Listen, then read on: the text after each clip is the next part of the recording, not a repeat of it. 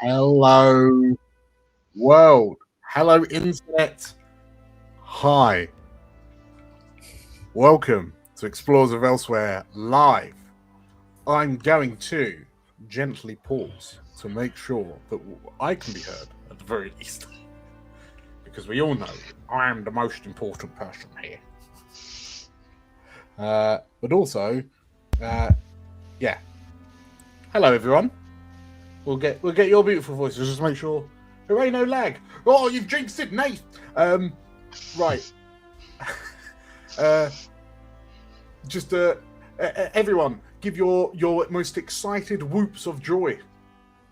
Whoop, whoop, whoop, whoop, whoop, whoop.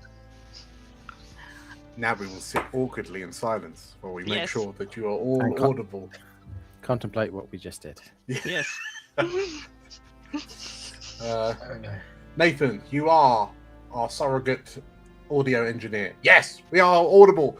We did it! We did it! An EOE session 1 that isn't plagued by audio issues. I'm learning. It took 4 campaigns, but here we are. Welcome to Explorers of Elsewhere Live. My name is DM Dan. We are the Explorers of Elsewhere. We are live and we are here to start a brand new campaign. Welcome everyone to Explorers of Elsewhere Empyrium. Fourth story in the Elsewhere storyline. This is going to be a brand new campaign using the amazing. Oh no, I've lost the book. Oh no, there it is. The amazing Fabula Ultima rule set by Emmanuel Galetto. I'm so glad it had his name on the back of the rule book because I forgot it. And yeah, by Need Games. So if you are a fan of tabletop RPGs, if you are a fan of JRPGs like Granblue and Final Fantasy and Octopath and Dragon Quest and all of those amazing games from likely a lot of our childhoods, then you are in the right place. Hi JC. Hello. Hello, how you doing? Yeah, I'm good. Amazing. Well, welcome back. It's we missed you for campaign 3. Oh. I missed you too. Thank you. That's the self-indulgence I was after. Yes, super thrilled to have you back. Hello, Alec. Hi. Hi, how you doing? Alright. Good. Yeah. Yeah. Amazing. Hello, Tilda. Hello. Hello. How are you? You know, alive. Been coughing for 10 days, so voice is doing great. Well, as we all know, Portia is certainly a 40 a day kind of gal, so I think maybe you'll get right into it. New voice, who's this? Oh, it's Jason Statham. Hello, Theo. How are you doing? Hello, I'm good. How are you? I'm very excited. I'm very excited for what we have planned tonight. And bye, JC. Yeah, very excited for what we have planned for tonight. Yeah, I'm looking forward to this evening and the next 19 evenings after this one as well. Yeah, new campaign time. Always super excited. Episode 1 TPK? Quite possibly, Carl. Quite possibly. I'll speed run it. And last but certainly not least, hello, Lyra. Hello. I Welcome. didn't plan to have the cat in my hands. The cat is more than welcome. In fact, she is Cat Tax, so you need to quickly introduce us. This is Nettie. She's about Nettie. 4-ish years old. Oh, she is fucking off. She is old. Yeah, she's a rescue. I got her about a year ago. Oh. Well, I think at some point. You read that do not monetize me. Well, it's like as soon as the camera went on, she appeared. So she clearly wants some sort of attention. I mean, so for anyone interested, anyone watching, we can have at most 4 cats on cam. So at some point, we've got 20 weeks to make that happen, everyone. So all the cat owners on screen, make sure you keep them to hand, keep some dreamy bribes. We'll make it work. Anyway, I'm prattling. Yes, it's about to start a new campaign using Fabula Ultima. If you are interested, if you're watching this, thank you, first and foremost. And if at any point you think to yourself, you know what, my life is greatly improved as a direct result of this actual play, then you should consider liking the video, subscribing on YouTube, following on Twitch. You can jump into our Discord for free and have a natter with us, where we discuss all of the juicy morsels and tidbits that are going to be happening from this campaign, as well as our previous campaigns, both run by myself and by other guest GMs, such as Nate, who's in the chat, who's just about to wrap up a Daggerheart campaign called Tales from Elsewhere Sanctuary. We have a Patreon and a membership. We've recently kind of consolidated it, so it's just one tier now, which is £2 a month, and that'll give you access to sort of like secret rooms in the Discord. You get your names shouted out on the banner down below, and you get some other perks and benefits, and it massively helps us out. If you are enjoying Fabula Ultima as a rule set, if your interest is piqued, we do have a drive-through RPG affiliate link in the description. It doesn't cost you any extra if you grab anything via the affiliate link, but it gives us a little bit of a kickback, which again, massively helpful.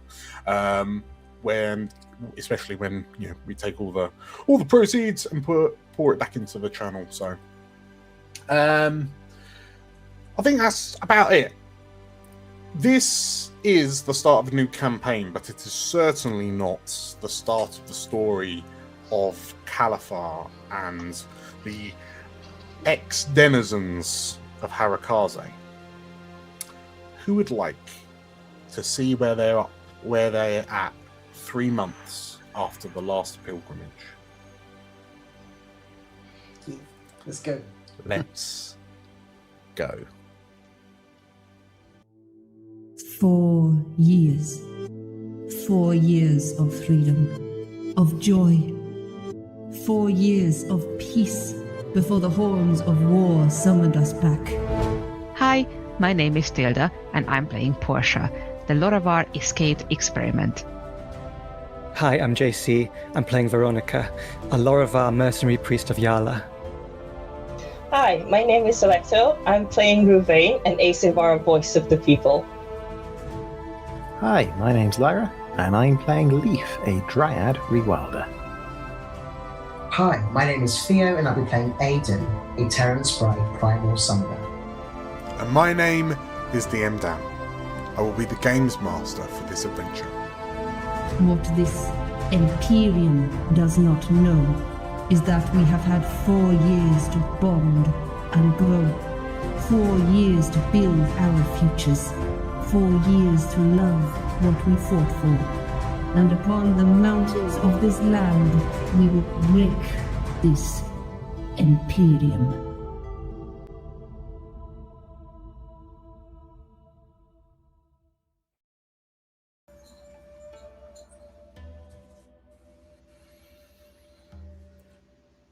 There was a time when Kalathar was quiet. The snow fell, the mines rang with hammers. Traders argued over coin. Children chased one another through the streets, and folk worried about little things that felt important because their worlds were calm. Then the Empyrials came.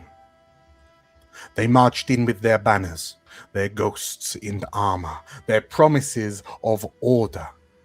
They burned homes, took friends, called it salvation. Now every sunrise, another day spent fighting a war none of us asked for. The truth is, we are outnumbered. They have armies. They have engines of war. They have enough soldiers to bury us beneath silver and bone. But they do not have what we have. They do not know these lands. They do not remember what was taken. They do not fight for families waiting at home or for the chance to see peace again. Soon we shall find out what this Project Eclipse really is. And when we break it, that will be the first crack in the Emperor's grand design. Wars are not won because one side is stronger. Wars are won because one side refuses to kneel. And so,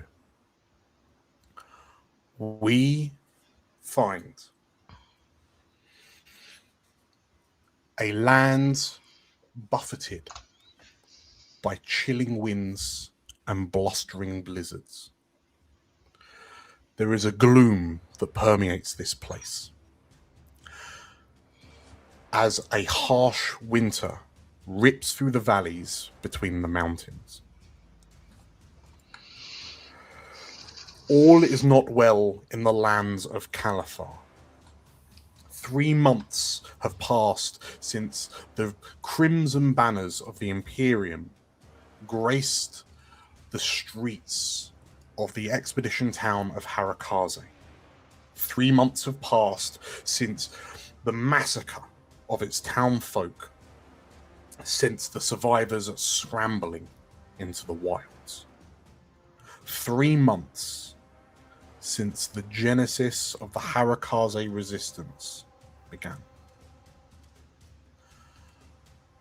In those 3 months, the Imperials have spread throughout the lands of Kalathar, stretching both south and west towards Mount Yuji and towards the goblin capital of Ruma Hironobu. But this expansion has not come easy, for a limited number of devout resistance fighters has pushed back against the silver-clad Imperials every step of the way. And on this day, we begin zooming in to the eastern edges of the region of Kalathar, to a relatively flat plain that is remarkable. I don't switch. Hold. That is remarkable for the strong icy elemental presence that has turned the landscape into a solid glacier. The Arbudan Plains are even more hostile than the rest of Kalathar, but this is where we find a number of soldiers wearing the sky blue plaid cloths indicative of the Harukaze Resistance, engaged in a tense skirmish with Imperial soldiers struggling to see where these resistance fighters are through the thick blizzard and the hit and run attacks being used against them.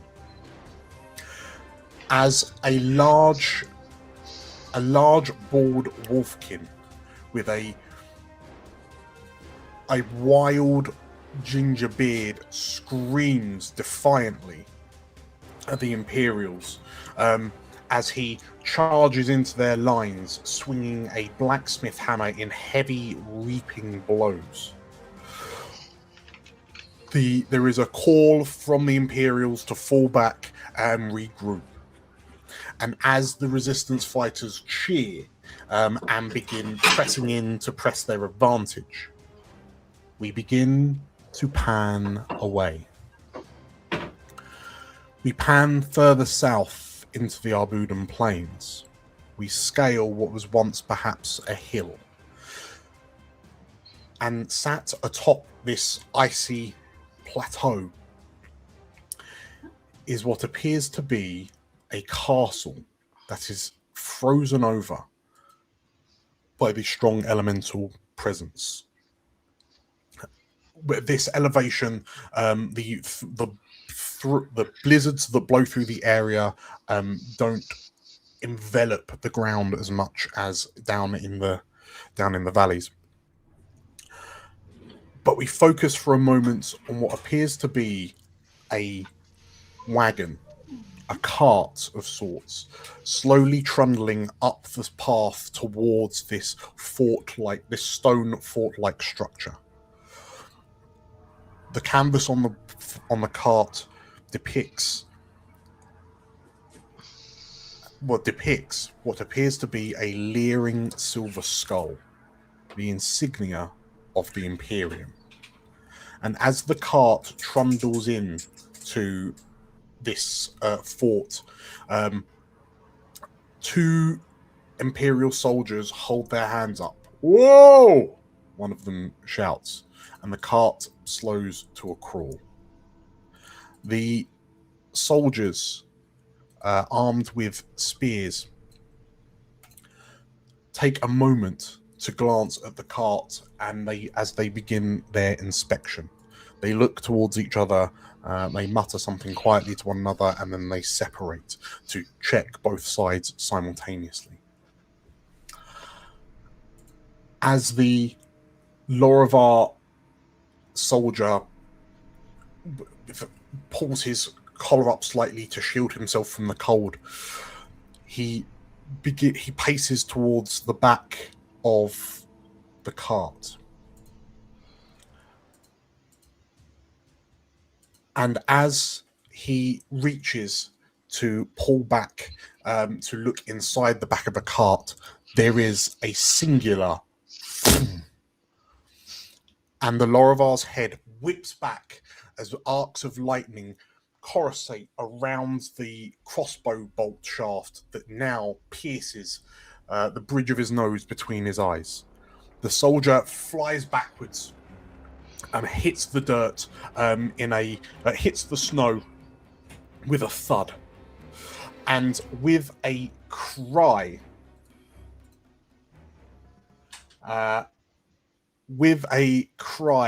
a solitary figure jumps from the back of the cart. Oh no, it's frozen. Jumps from the back of the cart into this base. As she takes a few steps forward, her long coat billowing behind her, in her hand she clutches what appears to be a magical crossbow. Runes of lightning glowing along the body of it. As Elsabeth studies the inside of this Imperial facility, and it gives a sharp whistle. We're gonna have to hold. Is everyone else frozen on the battle screen? It's frozen for me. Oh no! Oh no! What if I reload the page? Is that really hold. We can. Well, I reloaded the page and now it's stuck on downloading world data.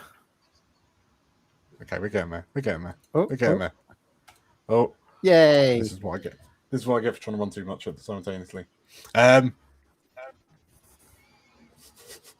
Hold. One moment, please. Get the One elevator music on. Yeah, pretty much. Has anyone else lost the map? Oh, butts! Right. Wait, I've got a button for this. Hold! The button didn't work!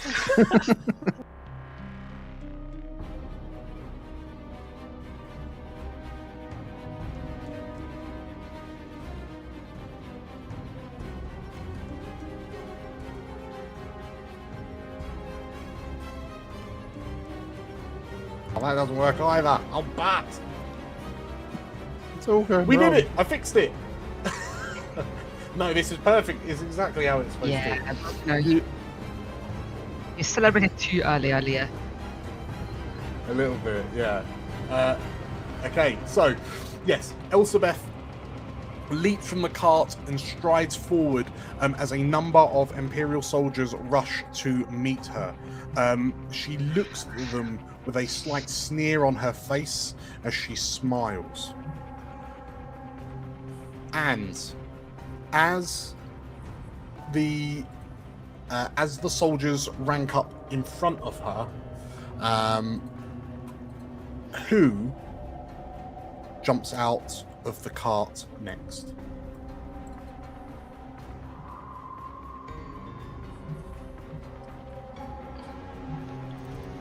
Not all at once, everyone. May I volunteer Ruvaen, seeing how they are the voice of the people?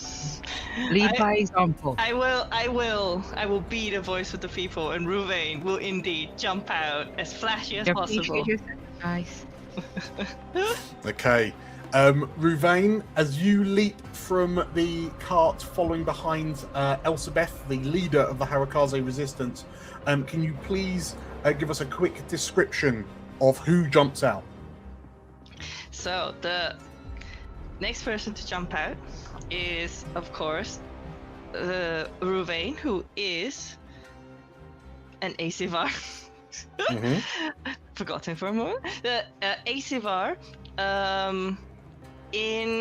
with an eye patch and holding a lute, and they flipped out as gracefully as possibly can be, while you're invading a military base. Yeah. And yeah, they what's it called? Is it the superhero pose when you get down on your knees and then get back up? 3-point landing. Exactly, yes. 3-point landing. Get back up. And then strum on the lute, ready to cause some chaos. Oh, you're ready, are you? Well, in that case, please take your turn. Oh my god! What have I done to myself? Alright. This is kind of the worst possible moment for me because I do supporting stuff and nobody is out here with me. It's fine. Top liver? I am going to be cheeky, and since everybody's technically around, I'm gonna cast stuff from my allies. One moment. Let's see. We don't want haunting tone. Succeed check include No, we don't want that one. Not that one. There we go. All right. The Perils of a Chanter. Yes, the Perils of a Chanter. Welcome. I am going to do this. So I think it's medium volume, right? That is your allies, if I remember correctly. So many things going on with this class. Medium is all of your allies, yes. Excellent. All right, start singing. I will be singing Key of Shadows, medium volume, a lively tone for every ally who can hear me, so that each target treats their dex as being one die size higher until the start of my next turn. Spend 20. There we go. Okay. So when everyone jumps out, you'll all get a dex up when you jump. So that as you play this song and it kind of permeates the area, Elsabeth's hears the verse, and describe to me, is this like a magical effect, or are you just really good at singing? So it's I would say it's more like a magical effect. Their singing is fine. As in, like, not like as in like practiced and someone who knows music, but they're not like a super operatic singer or anything. A very folk singer kind of vibe, and so that's a magic very So with this one, it is a Key of Shadow, so it is dark related. So it will be like once they sing, like a kind of, you can see shadow creeping onto each and every person who can hear it. That is the target. Okay. And kind of almost like make them more dexterous and harder to see. Sure. Okay. So as this magic kind of filters out and begins imbuing your allies, we will end your turn. One of the auxiliaries, the auxiliary pairs. So there are 4 soldiers stood arrayed against you. Having been summoned by a cry of panic from the one surviving inspector, and the first auxiliary, they team up into a defensive position, and they gain resistance to physical damage. So we'll do that, and then we'll apply shell. Amazing. That is them. Who is the third to jump out of the wagon? I will. Okay. And JC, please describe to us who follows out after Ruvaen. We see Veronika. She is a tall, androgynous-looking woman with cropped blonde hair in a samurai's top knot. She wears a kimono over some second-hand chainmail armor, and she wields Heria, her holy katana blade. Amazing. And as Veronika jumps out, what does she do? I would like to put a hand on Elsabeth's shoulder, and I will say, let's show them what Walter can do. And I would like to cast Soul Weapon on her crossbow. Okay. So she gains Soul Weapon. So what does that do? Makes it light. Okay, cool. I'll switch that to light when she makes an attack. Amazing. And as you cast that, and the crossbow that Elsabeth wields in her right hand begins to glow, we end your turn. And the second pair of auxiliaries that have arrived, they also, mirroring their companions, drop into a defensive shield wall, like a defensive position. Who is the fourth to jump out of the wagon? If you want to go, you go. Only because one of my spells would probably help a little bit here. In which case, Tilda, please describe to me who jumps out of the wagon next. So Lorabelle lady jumps out with purple hair, strangely buff, with a very silvery arm on one hand. Yeah, she looks very unassuming, wearing glasses, normal clothing. She genuinely looks like a librarian who's lost. Okay. So and jumping is very generous. She scampers off. Okay. In which case, as she scampers up to the front line alongside Elsabeth, what does Portia do? Portia is going to look around the area and focus specifically on the closest auxiliaries in front of her. And she's going to use quick assessment. Okay. So just to be very clear, these two in front of me. Yes. And I would like to spend 10 mind points to get a trait for each of them. I get a trait for each of them. Yeah. So, 5 for each. Do I click? How do I do this? Okay, so I'll tell you the traits and then we'll figure it out later. You know from personal experience, but also kind of seeing it now in person, that these auxiliaries are both tactical and attack team. They are proficient at working as a duo to overcome more powerful enemies. Okay, so I think it would make sense if Portia, after looking at them, goes, take out one of each. Everyone else, like, let's stop them from being team players. Okay. And because quick assessment is like a quick thing that you do automatically at the start of combat, take another action. Right. I would like to.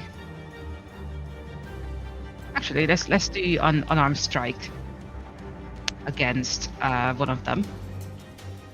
Maybe. Why is the thing not working? So it's your. Okay, I can only select one of them, so that's that. Yeah, so these duos are like a single monster, just represented by 2 people. Yeah, always just I had to click on somewhere I wasn't expecting. That's all. Oh, okay. Okay, and just for funsies, let's do a Quicksilver attack. In your items tab, there's a Quicksilver Strike weapon. Yeah, but is there for everyone to read if you're interested? Yes. So yeah, as you're clicking, what on earth does this Quicksilver mean and look like? Right, so Quicksilver is something that Portia was infected with, and it gives her the ability to change her arm into any type of weapon.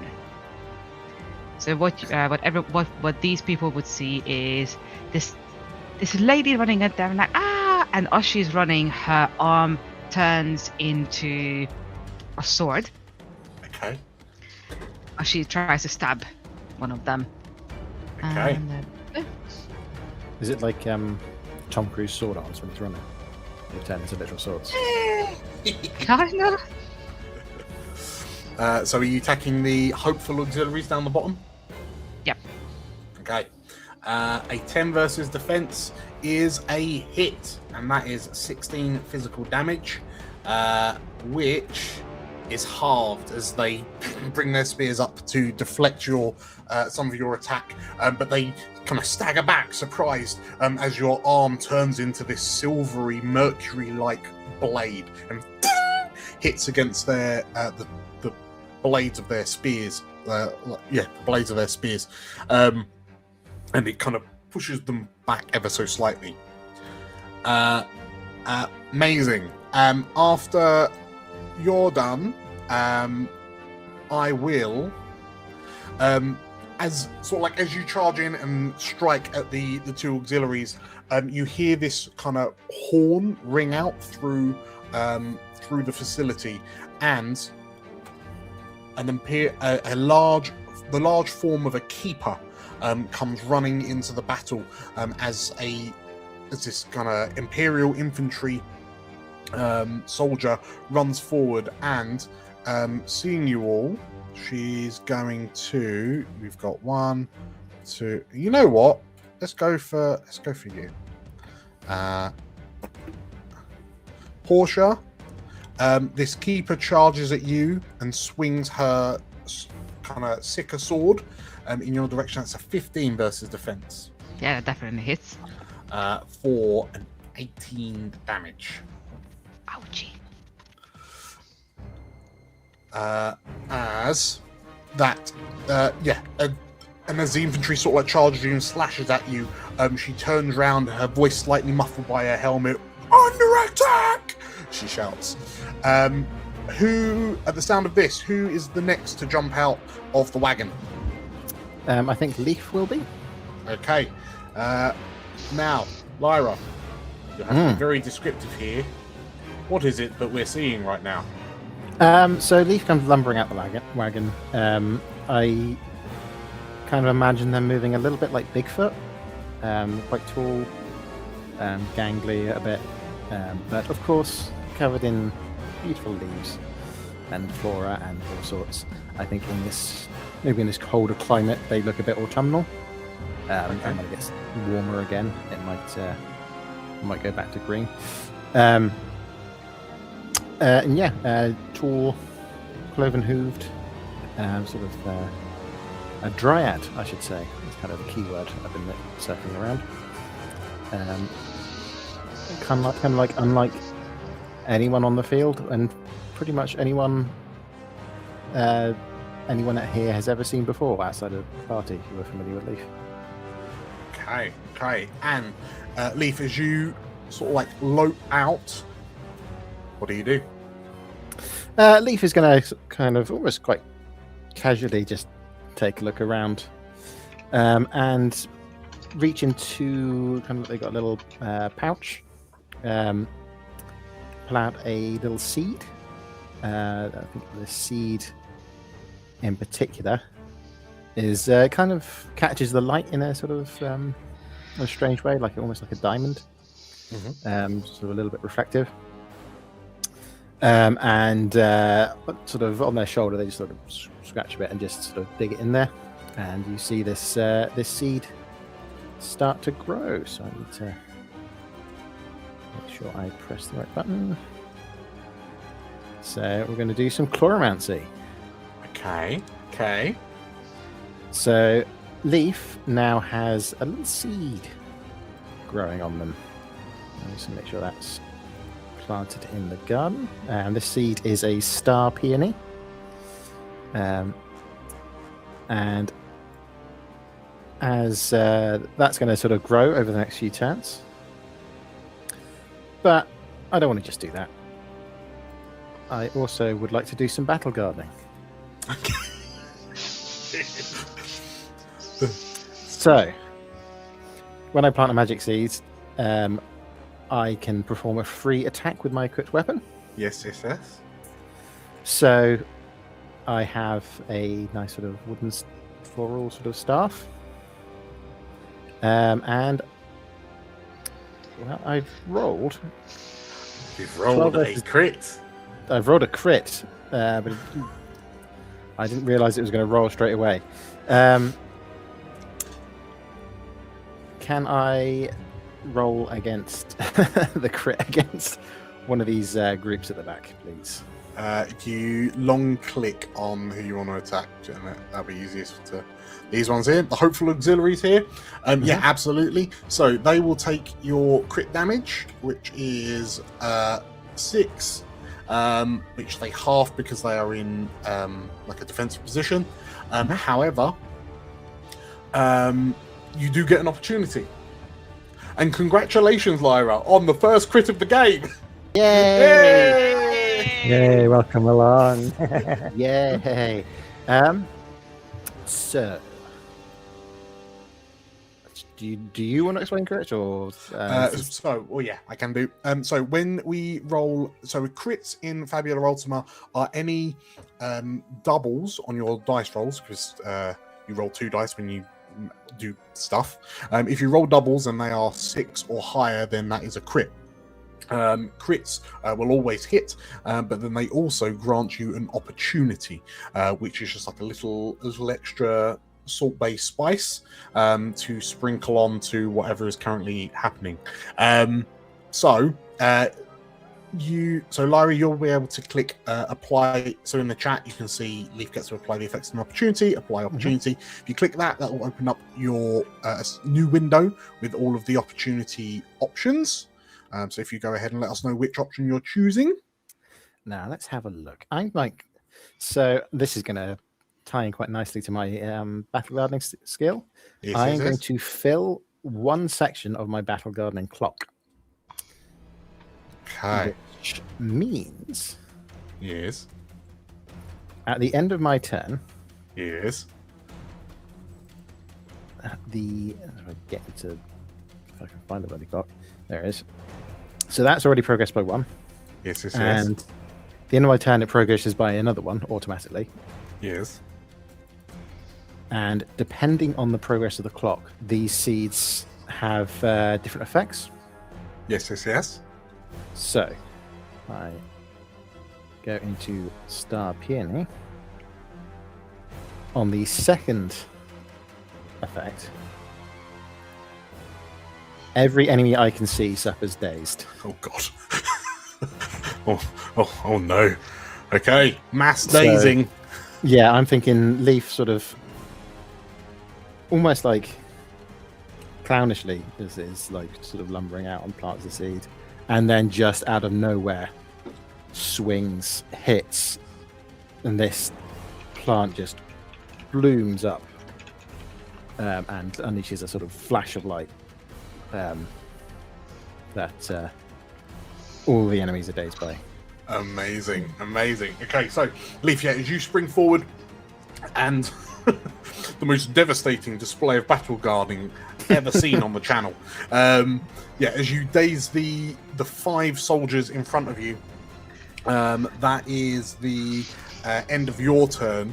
At this moment, 2 more Imperials arrive, reinforcements. These are armed with what appear to be long, black metal cased, arcane rifles. But instead of a barrel like you would expect on a firearm, they end in what appears to be like a 2-pronged fork, almost like a tuning fork. As the 2 sort of like arrive on the scene, one of them quickly assesses, and seeing you, the plant, the star peony that just dazed everyone, what do you imagine it physically looked like? Just like vines or like spores or what in terms of like how the effect on yeah, what did it visually look like? I think I mean obviously plants grow in stages, and you have like the little bud stage, and I think it just suddenly flowers at once, and it's like a like the flash on a camera. Okay. In which case, as there is this kind of almost blinding flash which kind of rocks these 5 Imperial soldiers, one of these gunners that has recently arrived sees you, Leif, and takes a shot at you. And there is a loud scream as the Imperial soldier pulls the trigger, and this blast of silvery blue light erupts from between the prongs at the end of the rifle, and then there is this horrendous scream, this tortured scream as the shot is fired towards you. That is 10 versus your magical defense. That hits, I'm afraid. That is 15 dark damage. And that is the end of that Imperial Gunner's turn. Last but not least, who is the last person to leap from the wagon? Last but not least, for sure, a small Terran sprite dressed in a kind of very richly coloured purple cloak, whilst wearing sort of quite like tribal tunics and rags underneath, climbs out accompanied by a feline shape. He moves forward, like against the darkness of his features. There are these like amber gold eyes that kind of quite hypnotizing. A shock of like red greenish hair, and then the cat himself. She has like these kind of beautiful kind of like in the way a tabby cat has stripes. Instead, this cat has like gorgeous kind of fire lines, as though crackling volcanic waves through her fur. He jumps out to support the others, and reaches out to find out which elements are his best to use. Now, we are in a very icy place, so I'm going to say that ice and earth will be his for today, as earth is his usual wellspring, and ice is his wellspring at the moment. You are absolutely correct. The current wellsprings in play are earth and water. Fantastic. In that case, then, Aiden will kind of like scurry out, trying to get in to everything, and be like, "Oh, okay, let's. Maybe I'll try this." And he'll gently put his hands, like press his hands to the ground, and he is going to use one of his invocations. Okay. Let's have a look if it's going to let me do it. That's going to be great. I've got Hydroblast. Oh, hang on. I've changed the size of the. Oh no. Oh, it's not showing up. Hang on a second. 1 second. It'll be fine. No, that's not what I want. I had plans, and now the plans are gone. Why aren't they working? Fear, you've broken it. No, I haven't. Okay, well, I'll just do this then.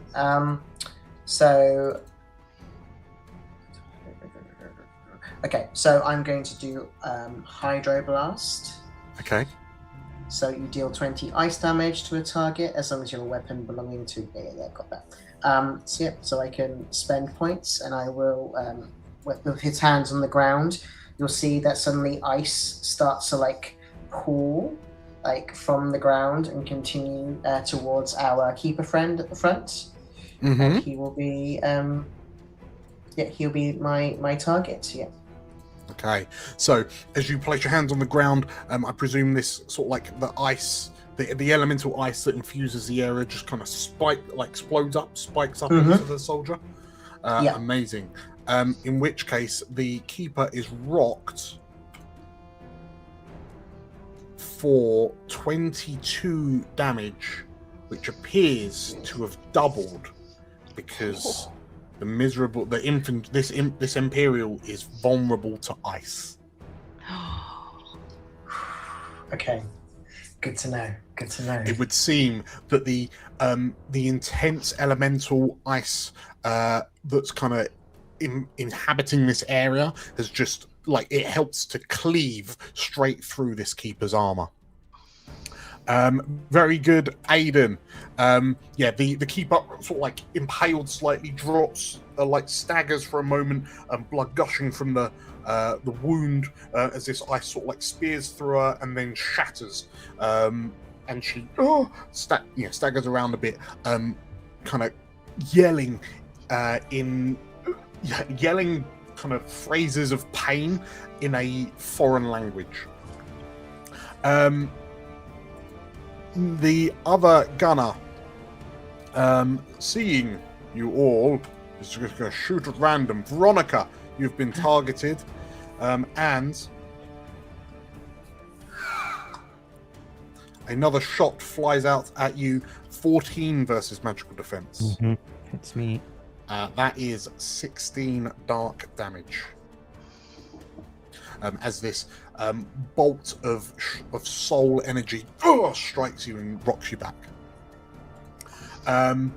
Okay, that's the end of that gunner's turn. Last but not least, on your side, as the five of you have now exited your your Trojan horse, Elsabeth, who's been stood at the front waiting for you to assemble, then closes her eyes and then brings up Arcus, the crossbow of her late husband Walter, and shouts, "For Harukaze!" And she will spend 10 mana points, and I think Portia, Leif, and who would prefer +1 to hit between Ruvaen and Veronika? You don't get it, Theo. You auto hit.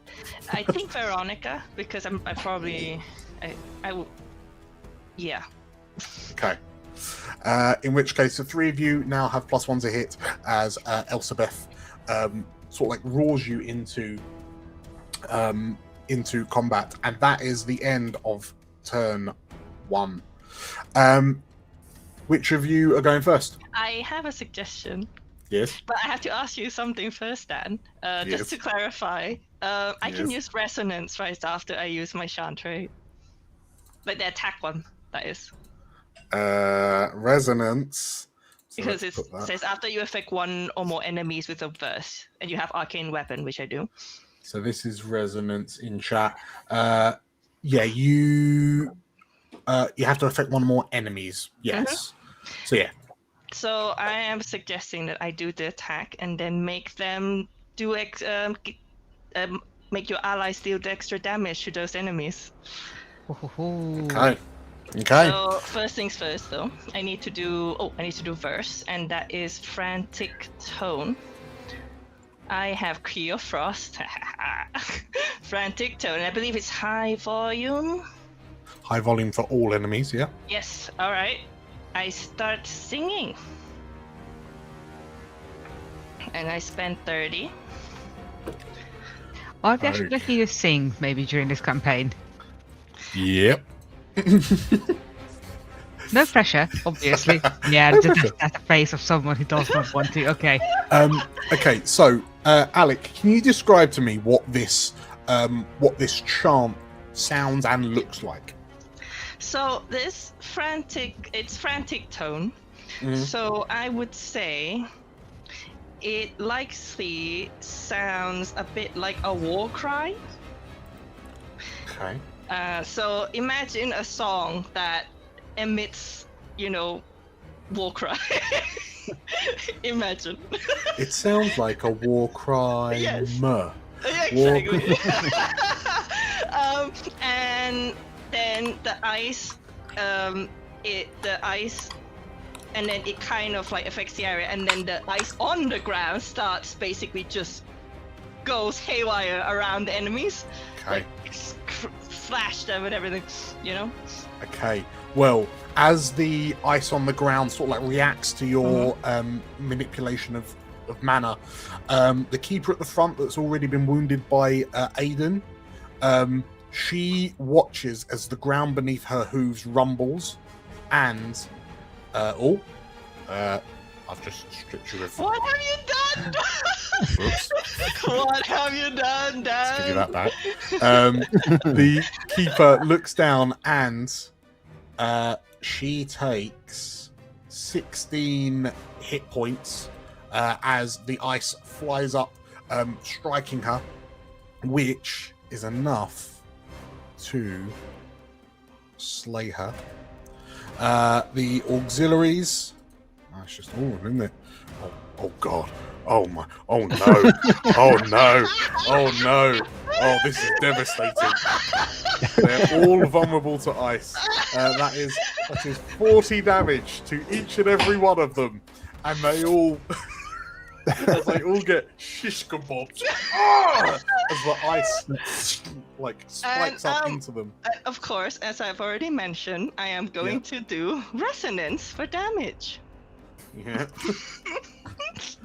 Okay, so I need to. Okay, so I apply resonance to each of them in turn. Bop, bop, bop, bop. Okay, there we go. It's getting me Bish bash bosh.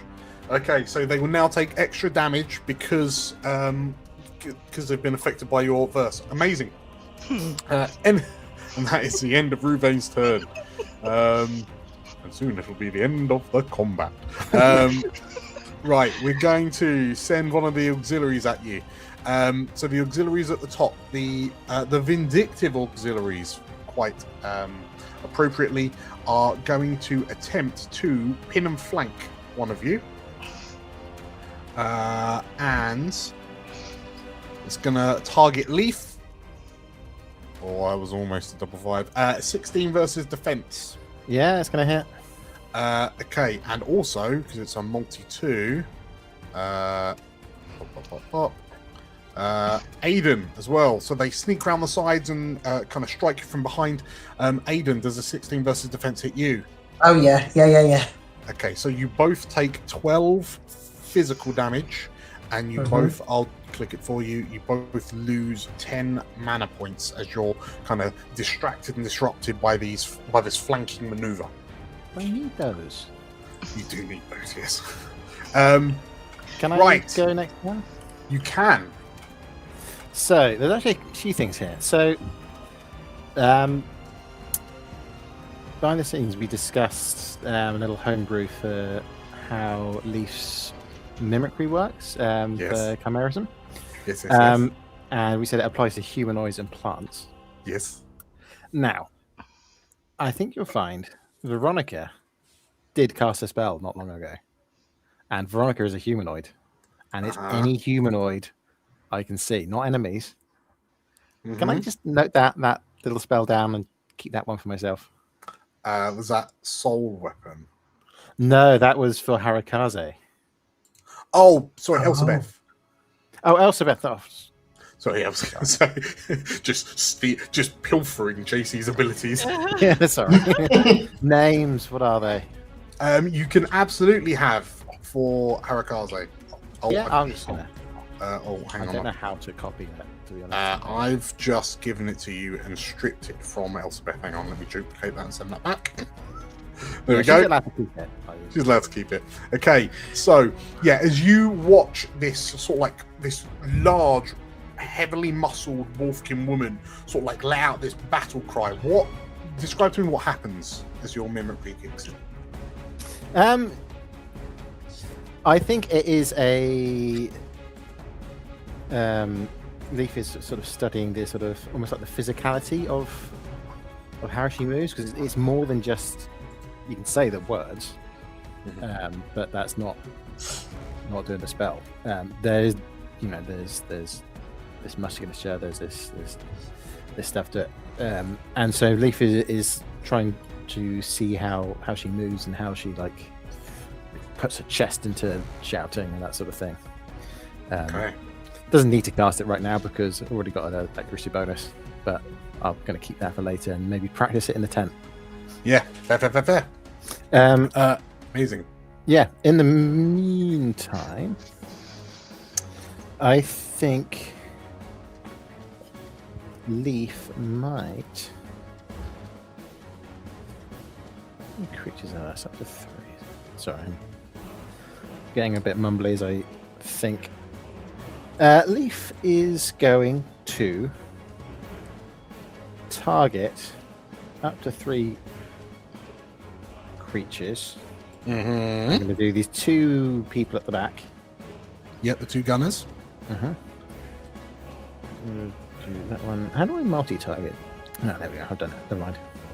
And is going to, even though Leif is a bit pinned, is going to sort of just look over their shoulder and just go and send out a breath of poison pollen.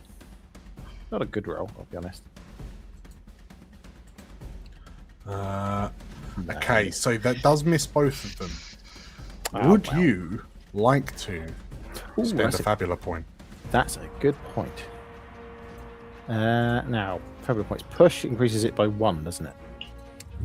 So if you invoke a bond, you'll increase it by the strength of that bond. If you invoke a personal trait, you get to reroll 1 or both. My trait. Yeah, let's reroll it for one thing. And how will I justify that? Leif's here. You know, this is a big moment of. This is the big plan. Leif wants to see how things go. Maybe Leif hasn't seen how this poison works on these Imperials before, and just is kind of a bit curious to see what happens, I guess, if I do that. So I'm going to invoke this sort of curiosity, if that's allowed. Yeah. So I'm going to invoke curiosity. Invoke trait to reroll. Then you can choose which of the dice you want to reroll. Rolled a 2 and a 4 at the moment. Yeah, those can go higher, can't they?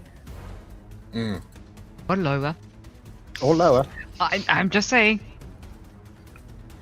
It's a lot better. Much better. 13 versus defense. Magical defense hits them both. So they are both poisoned. As this, so it's like a poison spore almost. Yeah, just. So, in which case, as this poison spore kind of drifts over them, they go to shield themselves, but they're woefully open helmets, open-faced helmets. The pollen just kind of sticks to them, and they've been hacking and choking in the background. Yeah, it's like really bad hay fever. Really bad hay fever, yes. Amazing. That is Leif. We're going to... No, it isn't, because I've still got a little plant growing up on my... thing, and the plant is still going, and it's grown another stage. It is in full bloom now. Okay. And we are on effect 3. Every target that is dazed takes 15 plus my thing in light damage. I say all days. They're all dazed, aren't they? No, I think only. The 2 at the back aren't. Okay, yes. The 2 at the back aren't. Yeah. Okay, so the 2 pairs of auxiliaries are dazed, so they will both take enough damage. Describe to me how this takes them both out of the fight. So the plant sort of it's a magical plant, so it sort of leans back as it sort of Where's Pokemon Star starts like charging up like a solar beam. Yeah. Fires off these 2 shots up into the air in like an arc that almost like home in on the 2 targets that are already dazed, and just pierces them with these like javelins of light. Okay. And as the 4 Imperials sort of like crumple to the ground, that, I believe, ends your turn.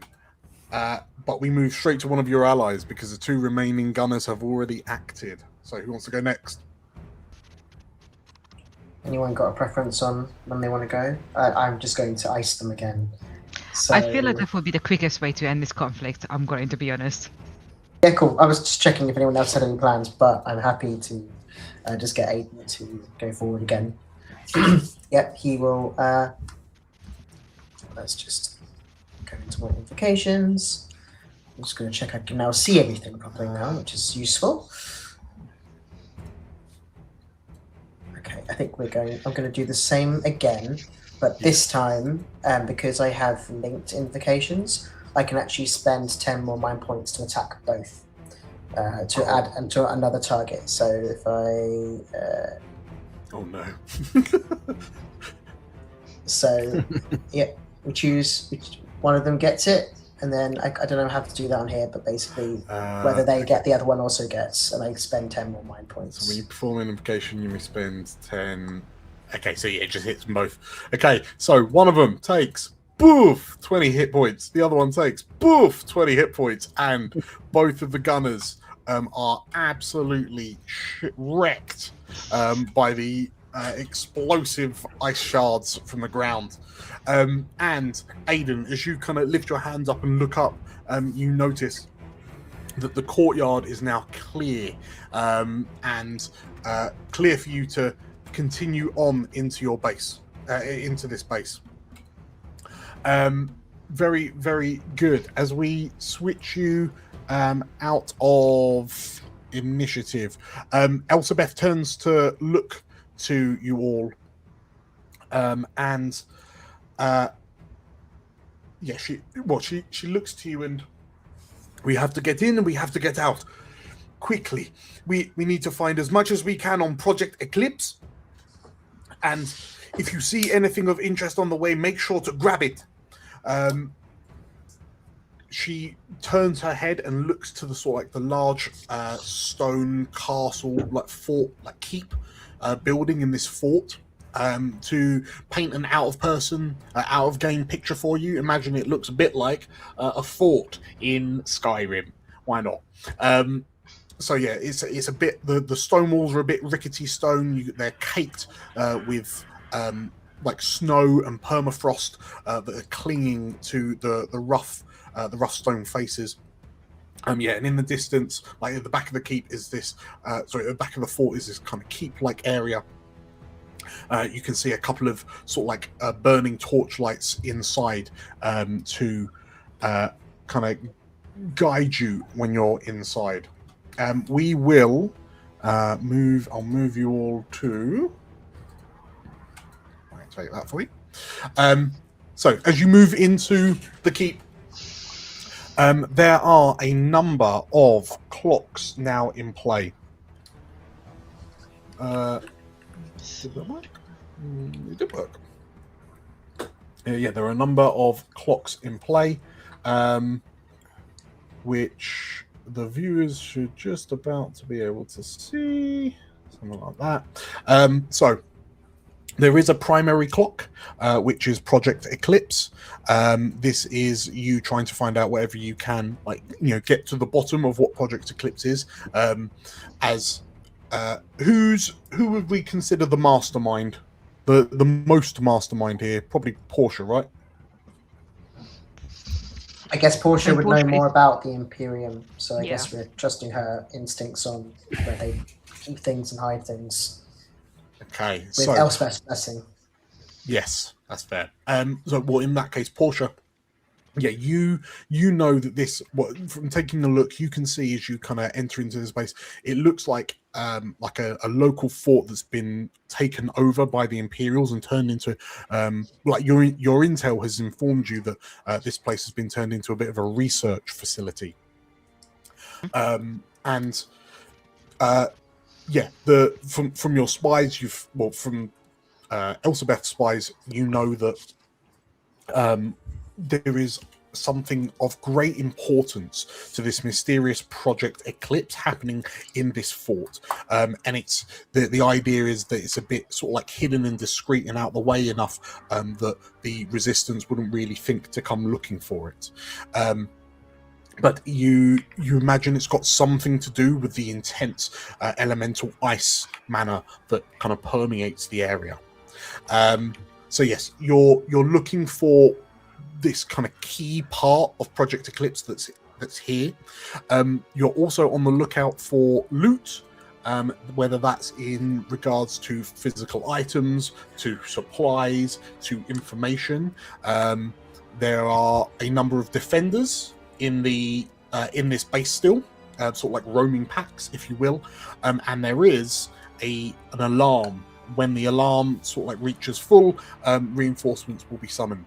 So as we go through this, the six of you go through this base, fundamentally, you'll tell me which of these 3 clocks you want to sort of like work on, whether that's moving towards Project Eclipse, whether it's looking for loot and sort of like auxiliary items, whether it's clearing out the Imperial defenders in this place. The 1 clock you can't naturally interact with is the alarm, but if you get an opportunity, you can absolutely use that to start knocking that one down instead. So with that in mind, who wants to let's go with, well, who's the first through the door, do we reckon? Elspeth, I assume? Elsabeth is here Elsabeth is monitoring primarily, but who's the second through the door after Elsabeth? I'll go. Okay. Veronika, what is it you're doing as you enter into this base? To paint you the picture, the floors are sort of like a rough stone cobble. The walls are slightly smoother than they are in the courtyard, but you can see that there are a number of sort of like large rectangular hanging banners displaying the silver skull of the Empyrium, like the Imperial sigil, with the Imperial logo Imperius emblazoned at the bottom of it. You can you've got a number of directions to choose to go into. Yeah, which clock do you want to tackle, and how are you tackling it? I think I'm going to look around for some loot. Okay. Where is it what is it that piques your notice? Where is it you're looking? I am going to see if there's any weapons or armor. Okay. So in like an armory, for example, like do you spy an armory? Okay. Pick me roll me an open check using whichever abilities you think is most appropriate for that. Let's go insight. Okay. So if you roll me an open, that is an 8. So you are able to. Okay. So as you peer into this armory, you do find. Interestingly, you find what appears to be. Sorry, I just imagine Veronika's just looking around, seeing all these kind of Imperial like weapons and armor, and then just like on this bench in the center of the room is what appears to be a long, thin, slender sword, not much unlike your own katana, but there is an ever so faint kind of blue glow emanating from where the scabbard meets the handguard of the blade. And you discover... can I just do that here? Yeah. Oh, I said that as Leif, that's fine. You discover a what appears to be a sword that, when you draw it from the scabbard, looks like it is made of black ice.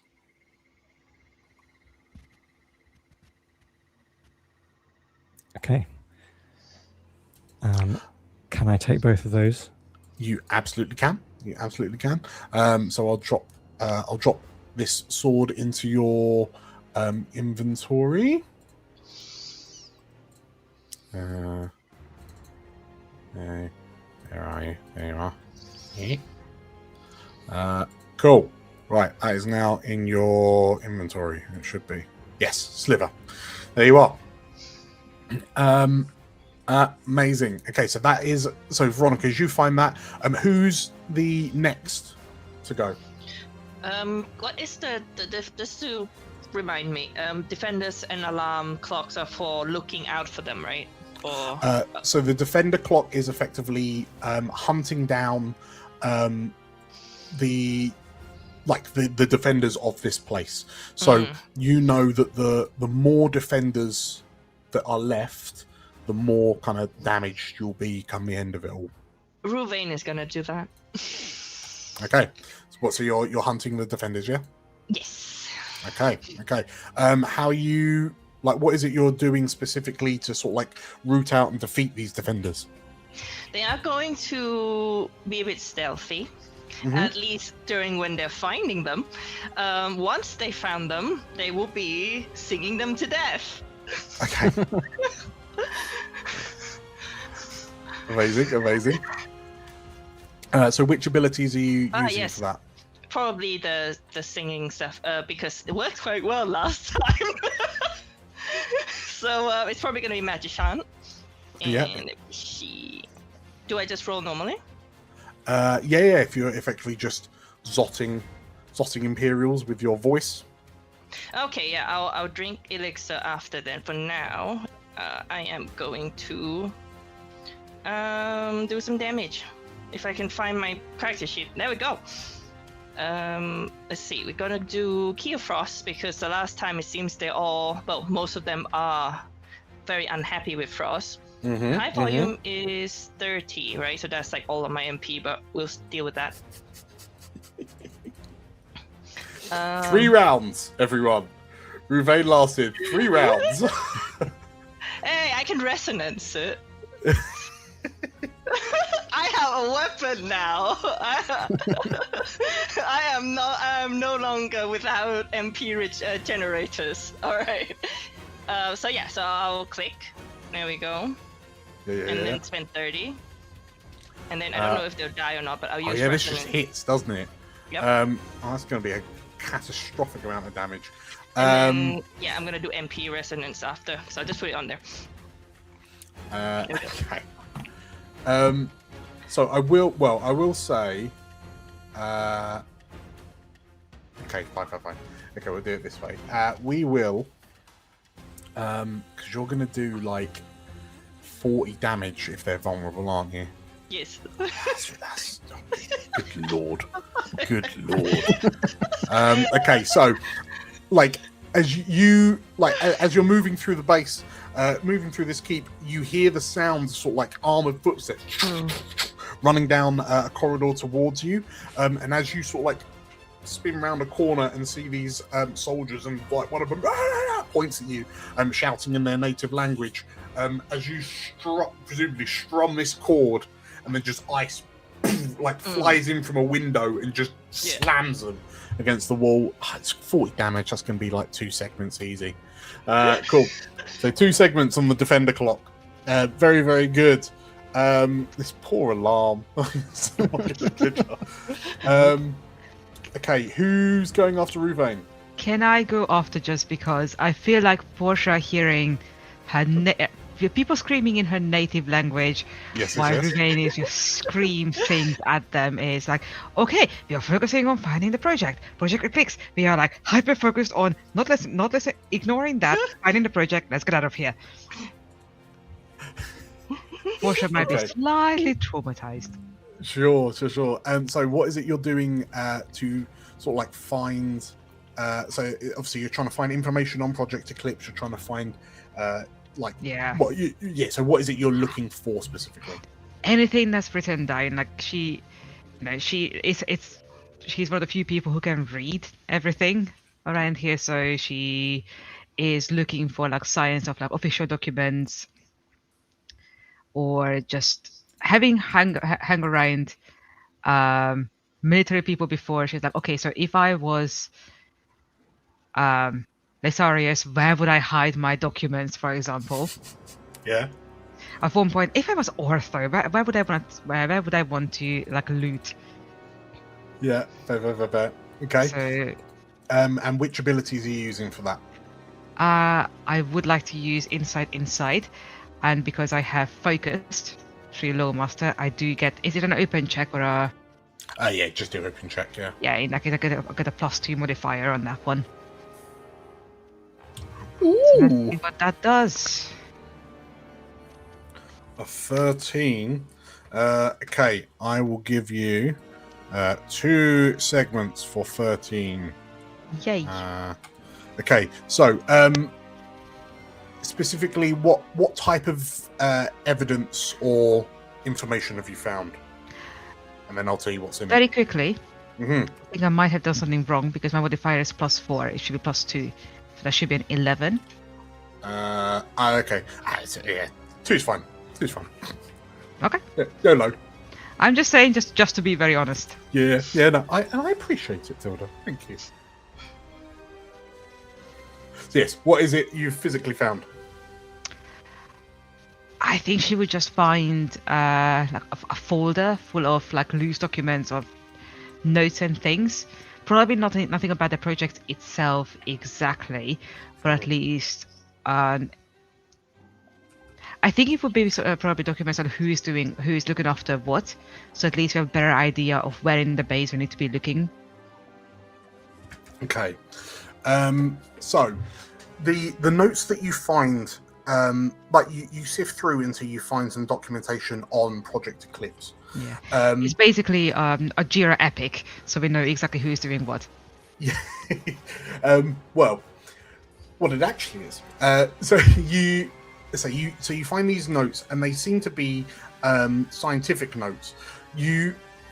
Because of your sort of like your upbringing, your background, you're able to sort of like skim read through a lot of the indoctrinated waffle, sort of like giving hearty praise to the Emperor, and praying for the everlasting continuance of the glory of the Empyrium, and etc., blah blah blah, until you find the techniques given to us by the Emperor and the Inquisition have proven incredibly effective. Such is the glory, the power of the Emperor, that through these methods we can tear down the very essence of our draconic foes.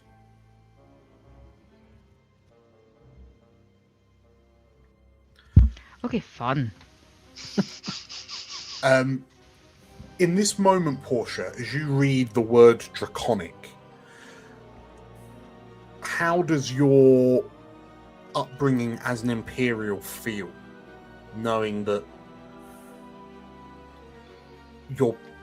it seems to be Project Eclipse targets draconic creatures, which you have grown up knowing to be your sworn enemy. And now it looks like you're working to stop a project that is deliberately targeting them. How does that make you feel?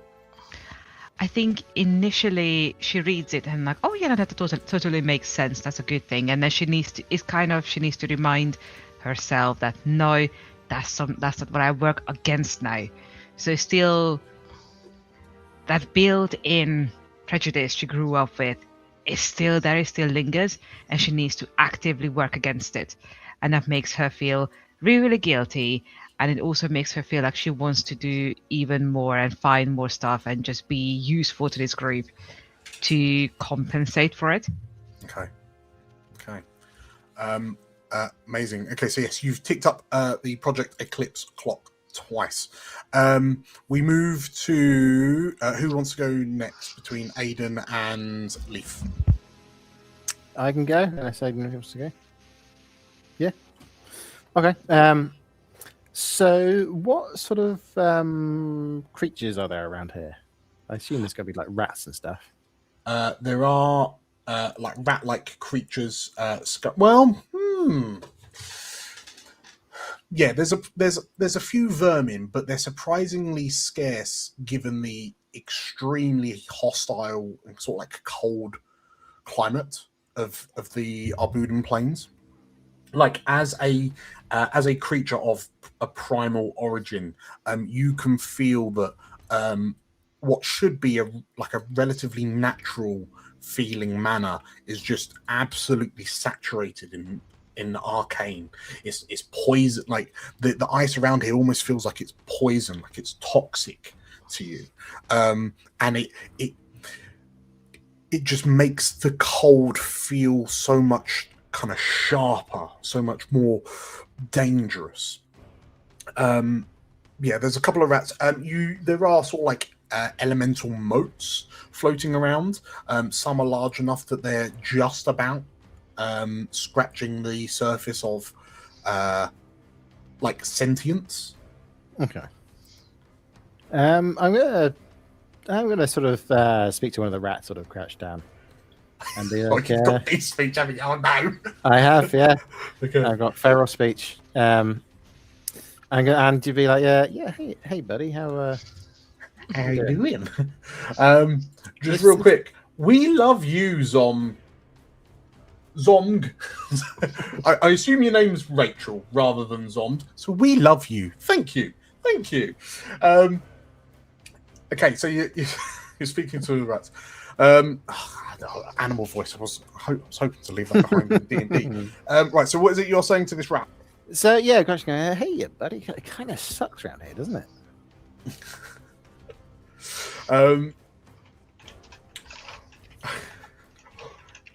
You're telling me, yeah. Although since these two-leggers have been around, there's been a few more scraps here for me to gorge on. Ooh, fair enough. Is there any place in particular they really want to keep you out of? Like really dangerous to go into?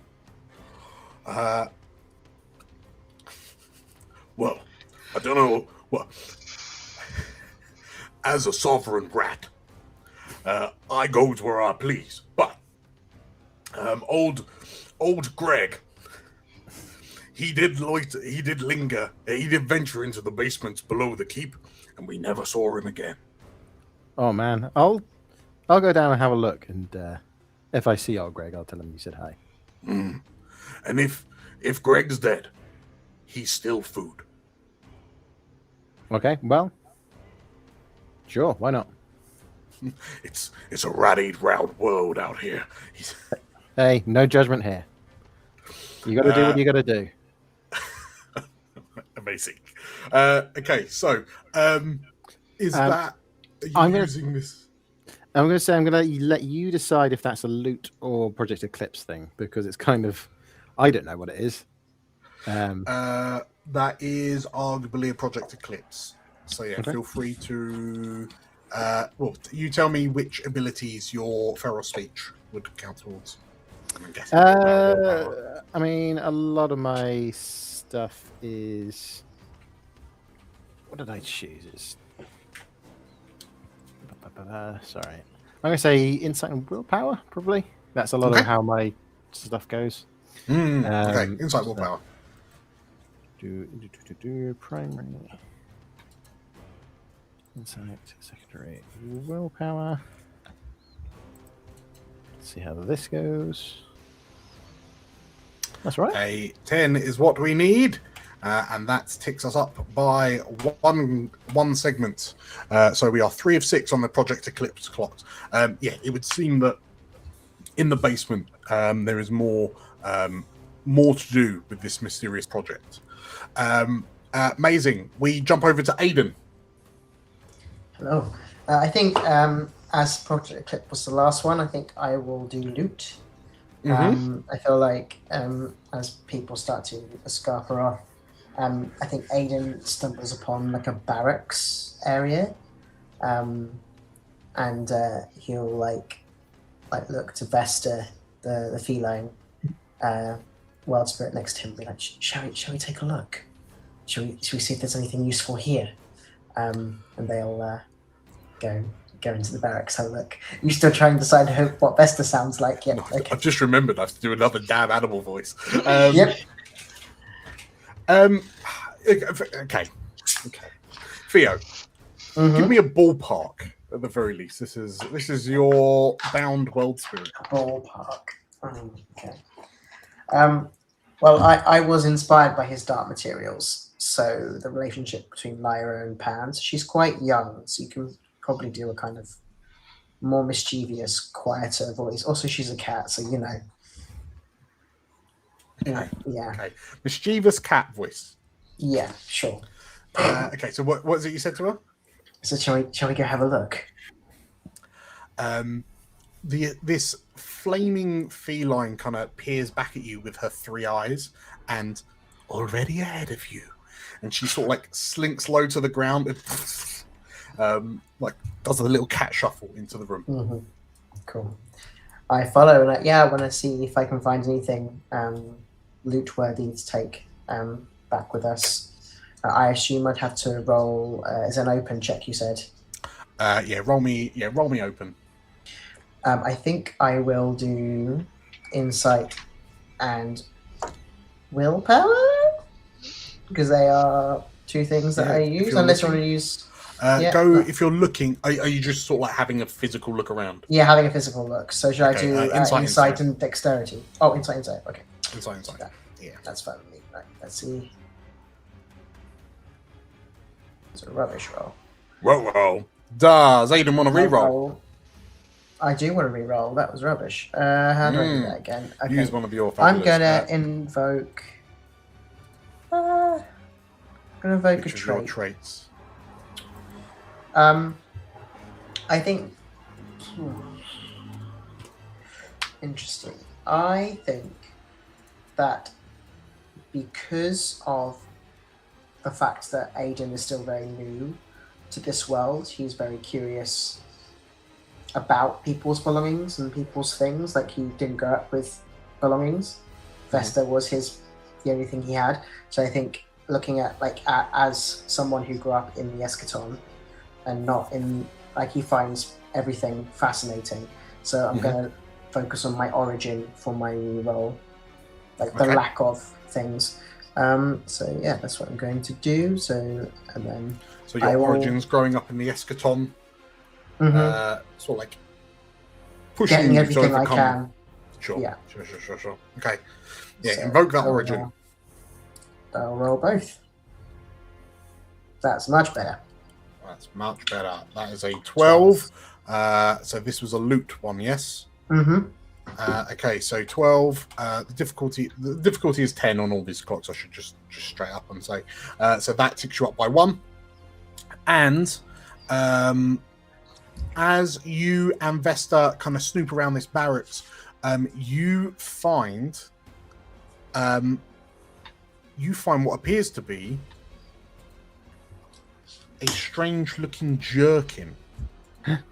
There is a slight glimmer in the weave, which makes you ponder whether it's magical or not. Ooh, I'll take that. Thank you very much. We will put that in your items. Cool. The Courage Weave Jerkin is now in your inventory. Amazing. That is all 5 of you, I believe. Oh no, fine. We'll let Elsbeth do a thing. Elsbeth is going to shoot some fools. So she'll do an open dex might as she alternates between shooting people and then clubbing them with the crossbow. But she appears to be getting pinned down, and she does not tick up the defender's clock. Okay. As you move through the chaos and carnage that you're creating, as you're kind of letting as Ruvaen's opening the windows and letting all the ice in, and you're just nicking everything. The alarm clock goes up by 2. So bear in mind, if you roll opportunities, you can use that to reduce. Or if you've got any abilities that reduce a clock, you can then use that to reduce the alarm clock. As reinforcements start to close in, who's starting the second round? I can drink an elixir. I kind of need it. Okay. I would also like to drink an elixir at some point. Ruvaen's gonna like hide in the corner now, just pull out a whole bottle and just downs an elixir. Okay, we'll tell you what. While you two are drinking elixirs, let's go for Veronika. What's Veronika doing? Right, let me click on it and. Having regrouped with Leif, I'm gonna push forward towards the basement to look for more Project Eclipse material. Okay. And sort of like, which abilities are you using to bypass the obstacles that you find in your way? So whether it's like locked doors or Imperial soldiers or... I will fight some soldiers. Okay. With Dex and Insight. Do you want to take this new sword you found for a spin? Why not? Okay, I shall equip Sliver for you. So yeah, you could just roll Sliver, really. I'll just take the result. That is an 11 versus magical defense, which will absolutely be enough. And we've also already ascertained that ice damage it does double to the defenders here. So that is 2 segments. JC, describe to me what this looks like as you go scything through the defenders.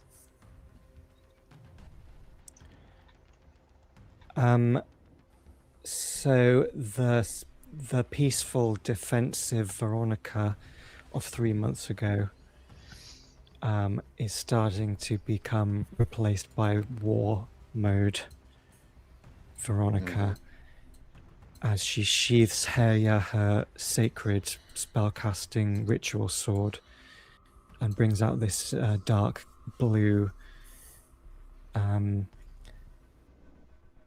strange looking blade. Yeah, unlike Herja, the blade itself is sort of like jagged. It almost looks like obsidian, but there is a distinct kind of deep blue sheen to it. As I say, it looks very much like black ice in a way, but it rings slightly as you swing it, as it cuts through these defenders. And you notice that the blade itself seems to pass through physical material like metal much more cleanly, much more, almost as if it's not there. And you wonder if this weapon targets magical defense rather than physical defense. I wonder. Have I accidentally given you a lightsaber in the first session? Maybe I have. Yes. So you scythe through these defenders. 11 would be 1 segment, but because it's ice damage, we'll double that up. Why not to 2 segments? So Project Eclipse is 5 of 6 currently. Who's following? Who's following in the wake of Veronika as she goes hacking through the defenders? I have something I would like to do. Yes. If you guys don't mind. Between all this slaughtering of the defenders, I think Portia would actually like to find some defenders and talk to them. Okay.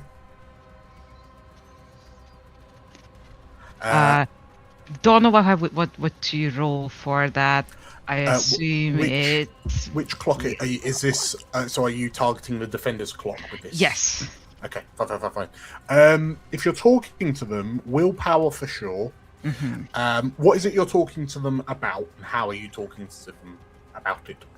She would walk up to them and say in her native language, she's like, "I'm not sure if you can hear the screams, but I would advise to leave." Okay. Just to really appeal to their comments and like, you lost. Like, there is no way you're going to stop us. Okay. And us, a fellow countryman, like, I don't really want to see you die. I need you to leave.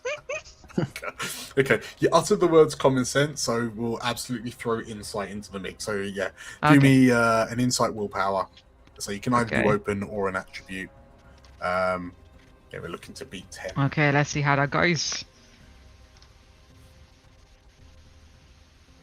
Okay, not too That bad. is a 10. That is a 10. So that is 1 spot on the defenders. Unless you want to reroll. I don't want to reroll, but I would like to use a Fabula point to invoke a bond to push. Okay. What levels are your? You've got level 1 bonds, right?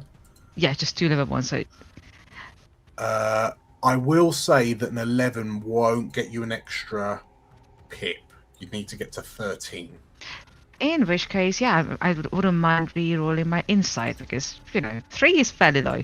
Sure. Okay. So which of your traits are you invoking for the reroll? I would like to invoke my identity and the atoning runaway scholar, and it's the atoning part I want people to pay attention to. Don't really want people to die that much around me if I can avoid it. Okay, so yeah, you find these Imperial soldiers sort of like cowering from the. Damn it! Do you want to spend another Fabula point, Tilda? How many do I have actually? You've got 2 left. Not that much. Okay, so no, I'm holding those. Okay, fine. In which case, you find these kind of soldiers cowering because they can just hear the sounds of Veronika and Ruvaen just wrecking the place. And as you speak to them in your fluent native tongue, they kind of look at each other and effectively slink out the back and sort of like abandon their posts to kind of get out of your way. So yeah, some of the defenders desert their positions. Amazing. Who's going after Portia? Can I still go after having the elixir? Yeah, crack on. Cool. I'm going to have a look around and see if I can find old Greg. Okay. So is that the Project Eclipse clock? Again, this will be up to you. Project Eclipse or loot. Well, okay, tell you what, that will be Project Eclipse. Does anyone want to tick up the loot or defenders clocks before we finish off the Project Eclipse? I'm happy to do some ice stuff if anyone wants to get some loot. Because you've already done some fighting and I can do some fighting. Okay, I can try looting after a drink. I don't know. We don't know what's going to happen after this. There might be more people to fight. It's just fine. Just down an elixir and just kind of look around like... You know what? What is it in the facility that you find that piques your interest enough to make you want to look to see if there's something you can scavenge from it? More drinks. You know what? Yeah, like looking for like any items, basically anything that could help us get an advantage, like healing stuff, that kind of thing. Yeah. Okay. And which abilities are you using for this? Ooh, good question. One moment. See, let's have a look. So, it's gonna be. Is it insight for searching and dex maybe? Inside deck, yeah, absolutely. Yeah. Perhaps there's a locked door that you have to pick lock. Yeah, no problem. So dex and insight is the thing. All right, let's go. I might push. Yeah, I'm gonna reroll the dex one. Okay, yeah, 7 won't do it. Yeah, one moment. How do I do this again? Here we go. I'm gonna invoke trait because I have the trait which is actually quite useful for everything. It's the determination, aka vengeance. The tongue comes out as you keep on picking the lock. Oh wait, just dex, yeah. Do I want to reroll both because they're both quite low? That's a 5 out of 8. That's all right. Yeah, I'll try dex. I'll just do dex. Okay. That's a 1. Do you want to spend another Fabula point to invoke a different trait? I only have... I mean, you can't do worse than a 1. True. I mean, in saying that, I would say they are now very pissed off Uh-huh. and determined to get this fucking lock open. Uh-huh. So they are gonna try again, and this is the last time because I don't want to lose all of them, all my points at once. What? They broke the lockpick. That's it. They broke the lockpick. It just snapped. Okay. Imagine you just like, fine, I didn't want it anyway. Exactly. Yeah, that's it. They're just like, ah. Oh god. Kick Oh it god. with- I it hate with to one say leg. this, but between the singing and the puffed up hamster like rage, is Ruvaen the Jigglypuff of the rebellion? Yes. They are. Amazing. Aiden, it would appear that Ruvaen is having some trouble. Would you like to step in, or do you want to deal with some defenders, or what do you want to Murder do? people. Go murder people. I will go murder people, as that was my original plan. So, God, that's Ruvaen supports your murder. I feel like I don't think necessarily he's not the kind of person to seek out things on purpose in that way, but I think he might. Still looking around, he'll stumble around the corner and see a couple of guards, and he'll be like, "Oh, okay, the ice worked last time," and he will then again like funnel ice down into the ground, and he bring that up. So, Well, you're just going to do like 40 damage to them, aren't you? probably, Like auto 40 damage. yeah. Invokers So, OP. yeah. Please nerf. I mean, Love- made them weak Love points. that. So yeah, so it's linked as well. So it's the spend 10 end. So I'm going to do that again. Okay, fine. And In- hang well, on, let me just actually do the thing. So I actually spent the hit point, the MP. But yeah, God's sake, there we go. Cool. So I spent all the amazing. MP. 15 MP, amazing. I'm imagining. So yeah, you can see the sort of like the last remnants of the barracks kind of emptying out and rushing towards you. Are you sort of like ending them, or are you just kind of creating like an ice barricade in the corridor to stop them? Like, what does this look like? Oh, interesting. Like I don't think because he's, whatever like- you do, you absolutely completely stop them. Let's do a barricade. I don't feel like Aiden is the type to completely murder somebody. Like he is obviously fighting in a war, but if he had the choice, he'd rather stop them than kill them. So I think he'll use the ice, and this time instead of it going like at them like it was before, it'll just come up as like this big ice wall, so they can't get through.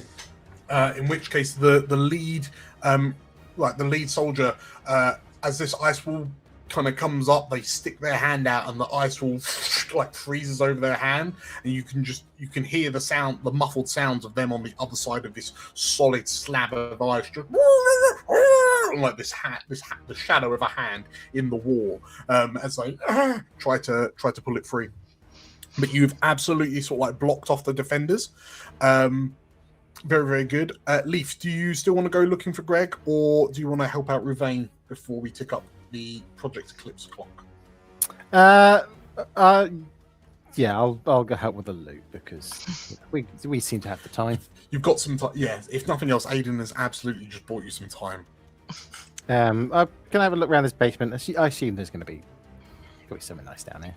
Yeah. Okay.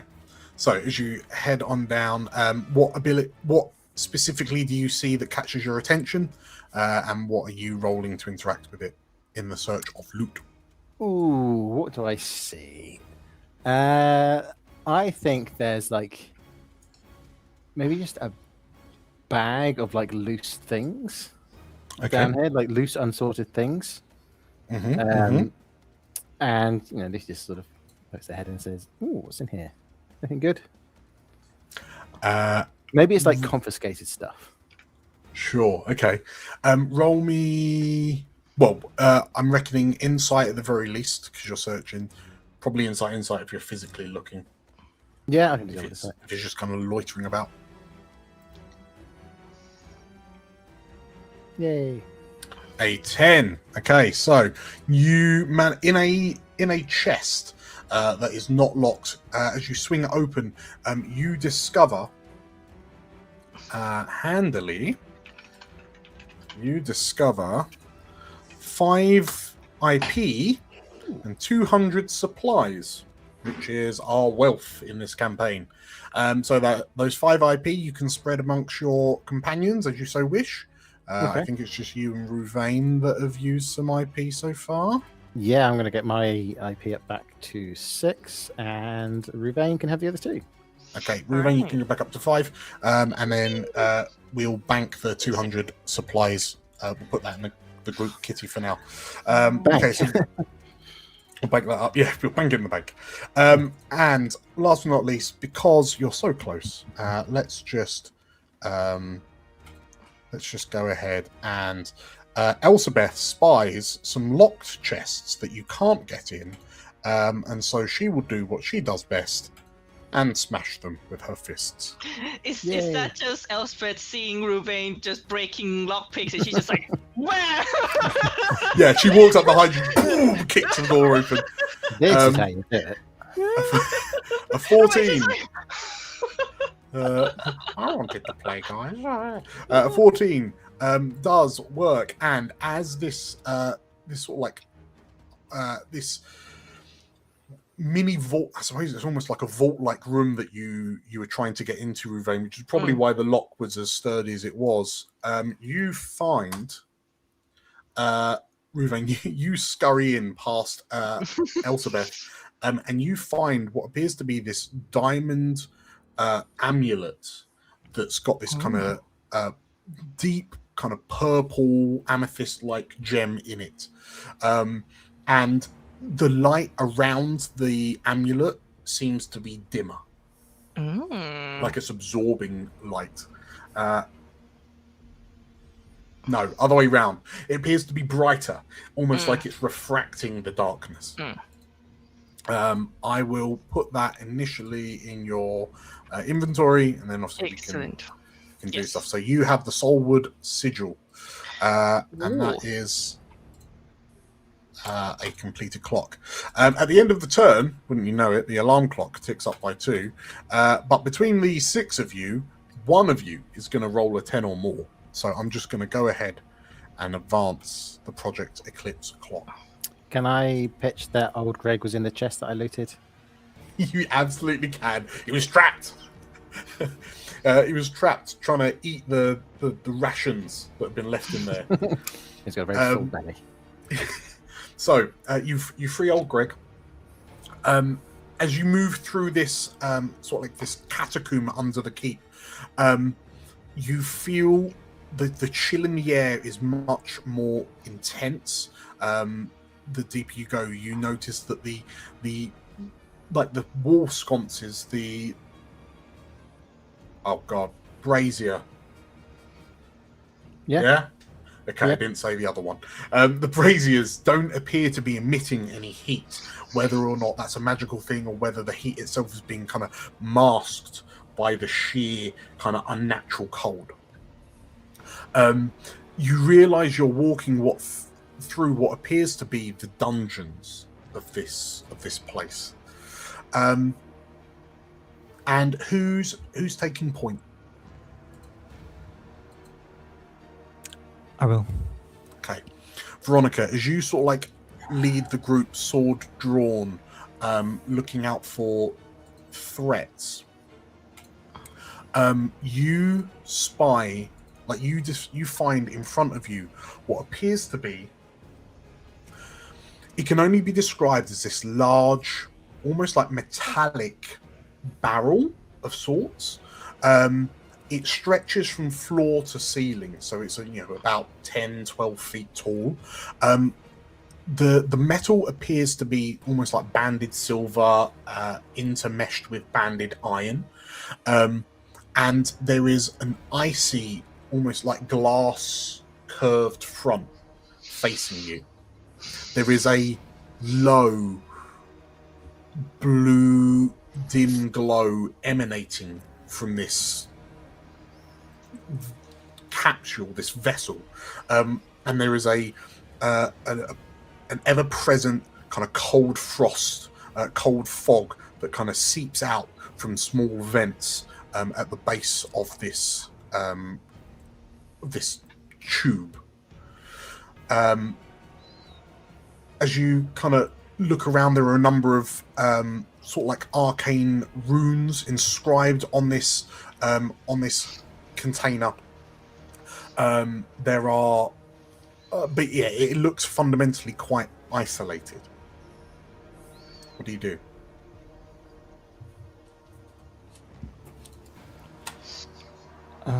Can I examine the sort of? Did you say it was like a clear glass front that had been fogged over? Yeah, it's kind of covered in that kind of cold condensed condensation. fog. Yeah, can I kind of wipe it down and have a look and see what's inside?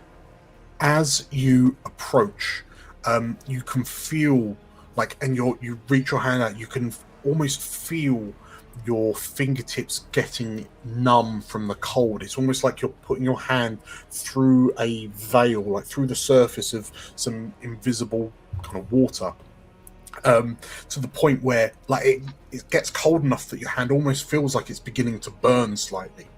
But as you wipe your palm across the surface of this almost like glass surface, how do you react when you see a figure inside it? What appears to be an Asavar man with long flowing white hair in grey and green robes suspended. It looks as if he's floating in some sort of liquid in this tube.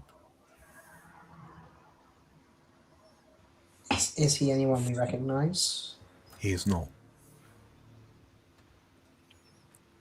Does it remind me, Dan, of when we were up on Mount Yuji and we saw this floating dragon scent that was connected to the portal? Thankfully, no. When you think back to that dragon scent, you, like in the 3 months since, you've acknowledged that what you were witnessing was the kind of the breaking down of that poor dragon scent's soul mana to power. Effectively, she'd been turned into a soul battery. This figure here feels vastly different, even though they are suspended in this kind of container, in this tube. There is this undeniable power that is emanating from them. And there's a moment where you feel like the mana that courses from them is divine in nature.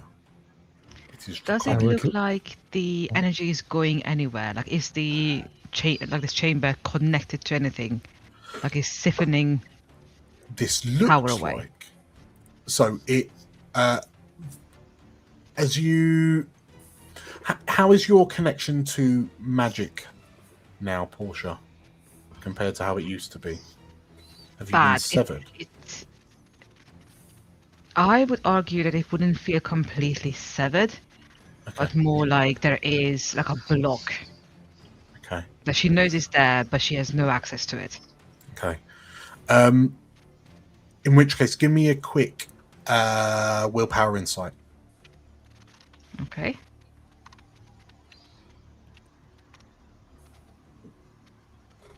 Oh, okay. 14. Okay.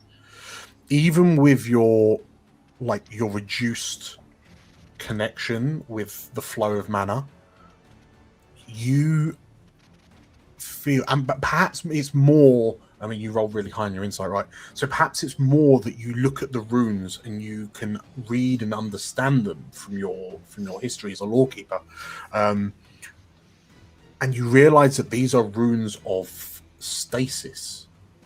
This is a prison cell. This thing is being kept in here. I think I would mention this to everyone around me, just in case, if the Empyrium is keeping them prisoner, And if Maybe if they're being prisoned, we need to get them out. Dan, Yeah, I, let's would get like, out of there. I'm against the castle state. I would like to draw my new sword, the sliver of black glass, and try and see if it can cut through the metal of this tank. Okay. As the edge of this magical icy blade scores across the glass, it slides through like the glass is a much softer material than it actually is. And there comes a point as you pierce the glass shell, there's a moment where you hear that ever so slight crack, and then the glass explodes kind of in all directions outwards, and this figure slumps out, like this blast of cold washes over you, as does this almost silvery metallic like liquid that's kind of splashes out and runs across the floor around your feet. And this figure collapses to the ground, motionless on the stone floor in front of you. Can I try to check if the person's all right? Ruvaen, as you kneel down to check on this Asavar man, the figure is still for a moment and then begins to stir ever so slightly. And as a small groan escapes his lips, Elsabeth, who stood at the back of the group, you hear her say, I don't understand. And those of you who turn to look at her notice that she's pointing at what appears to be a plaque above the now shattered glass front. He is Eclipse? I Let's mean, go for a quick break. Hey. Let's go for a quick break. Mr. Cliffhanger Dan over here. So we're going to disappear for 10 minutes. We're going to have some teas. We're going to have some wheeze. I'm going to feed my fish. And then we will be back to find out more about Project Eclipse and what is the secret of this base. So, see you in 10 minutes. Love you back.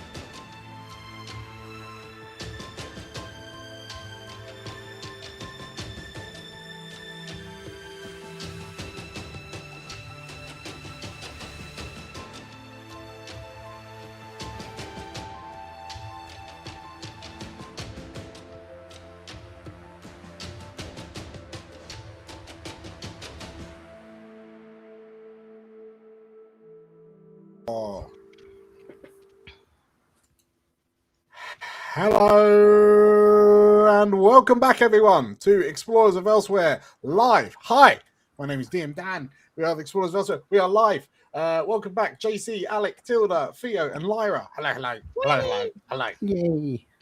Hello, hello. We are having a rampage through this Empyrial research facility of sorts. We have just discovered a curious thing where there's a man in the basement. There is a basement dweller. A long, blonde, like platinum blonde-haired Asavar-looking man who you've just rescued from what appears to be some sort of containment cell of sorts. The cell, which is titled, is plaqued Eclipse. We will jump straight back into it. And I think in this immediate moment, let's just tone down the music a little bit. So, as Elsabeth stands pointing at this plaque that says Eclipse over the kind of the shattered glass of this kind of containment tube, Ruvaen, you're kind of crouched down, kind of seeing to this figure. Ruvaen, what do you do in this moment? They probably want to check if this person's alive, or if, alive, and they seem to have stirred already, so I think that's kind of a given. But they probably want to also check, to see if they are responsive, let's say. If this man, right, is this responsive, yeah. So as you turn this figure over, the figure kind of he looks up to you. The first thing that strikes that grabs your attention is that he is, for want of a better word, unnaturally beautiful. Like there's an almost like an ephemeral grace to him. He's there's this ethereal kind of beauty from this individual. He slowly kind of opens his eyes and looks at you. His eyes are this almost impossibly bright and vivid green, like green irises. There's a small, what almost looks like a golden chin cap, like a metallic chin cap attached to his chin. And yeah, it's almost sort of like almost white, like pure white, platinum blonde white, flowing hair that kind of cascades back to his shoulders. That's the Imperials, they're after you. That's the alarm finally going off. And what appears to be almost two more sort of like bone-coloured like strands of hair that kind of rise from each side, like just above his temples and kind of back and over. He's got the physical characteristics of an Asavar, as you would expect him to, but there's something peculiar that almost kind of takes your breath away as you peer at him. And as he looks up to you, he says, "Who are you?" Okay, Portia is going to grab the nearest person's arm and just say, "He's unusually beautiful. He's one of the vampires from the Dusk series." Unfortunately, not. Oh no. I think Ruvaen is probably going to be like, introductions later. I'm going to turn to Elsewhere and say, we should get out of here first. Questions later. Because, we're kind of in the middle of enemy territory right now. As you say this, Elsabeth is sort of like, is quite visibly on the back foot slightly. And she's looking, she looks at you for a moment and then down to this figure on the floor. I don't think we should take him anywhere until we find out why he was in a cell marked Eclipse. Isn't that his mean- name? I mean, that's good and all, but if we stay here any longer, we might be captured. I might have dealt Elizabeth- with that, by the way. There's a big wall, and there's a big ice wall. I think we'll be okay for a little bit. Not long, but a little bit. Could be a Maybe coincidence. we could ask All right. his name. His name might not actually be Eclipse. It's quite, I do have something. I don't know if it works in this situation though. One moment. Mr. DM Dan, to make this go a bit quicker, does persuasive work in this situation? It could quite possibly, yes.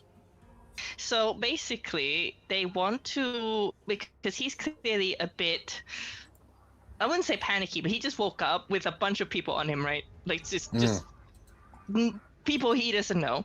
So I want to calm him down by kind of using, I say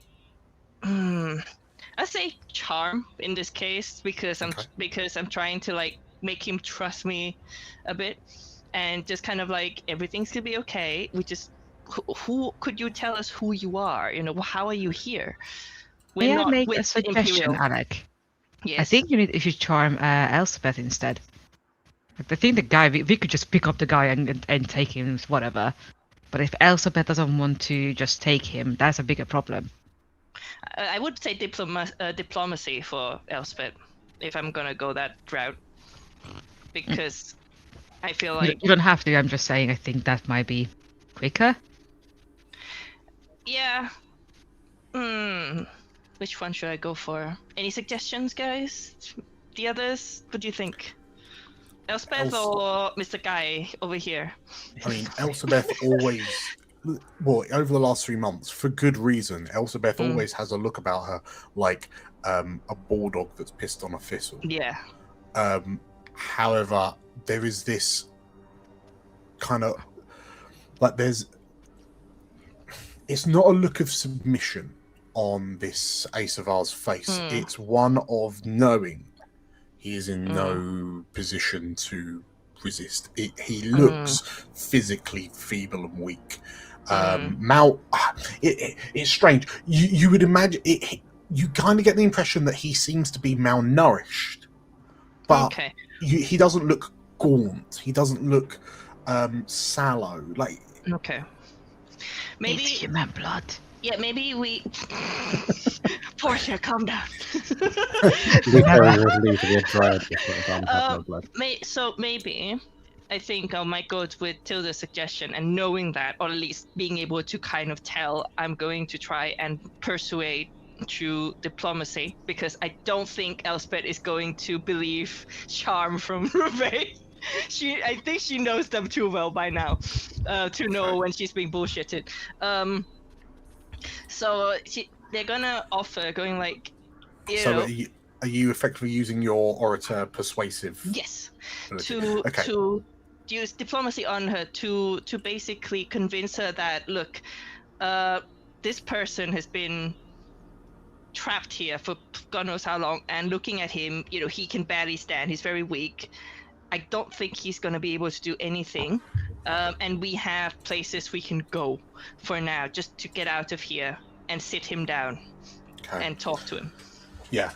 Tell you what, rather than kind of spending MP, I will give you a +2. So roll willpower. If you're using diplomacy, I'll say willpower insight. Okay. Because you're using kind of logic to convince Elspeth, but I'll give you a +2. So I'm pretty sure when you click on I can put attribute, in here. there's a +2 modifier. Yeah. Effectively, it's like a light advantage. Ooh! 16. Okay.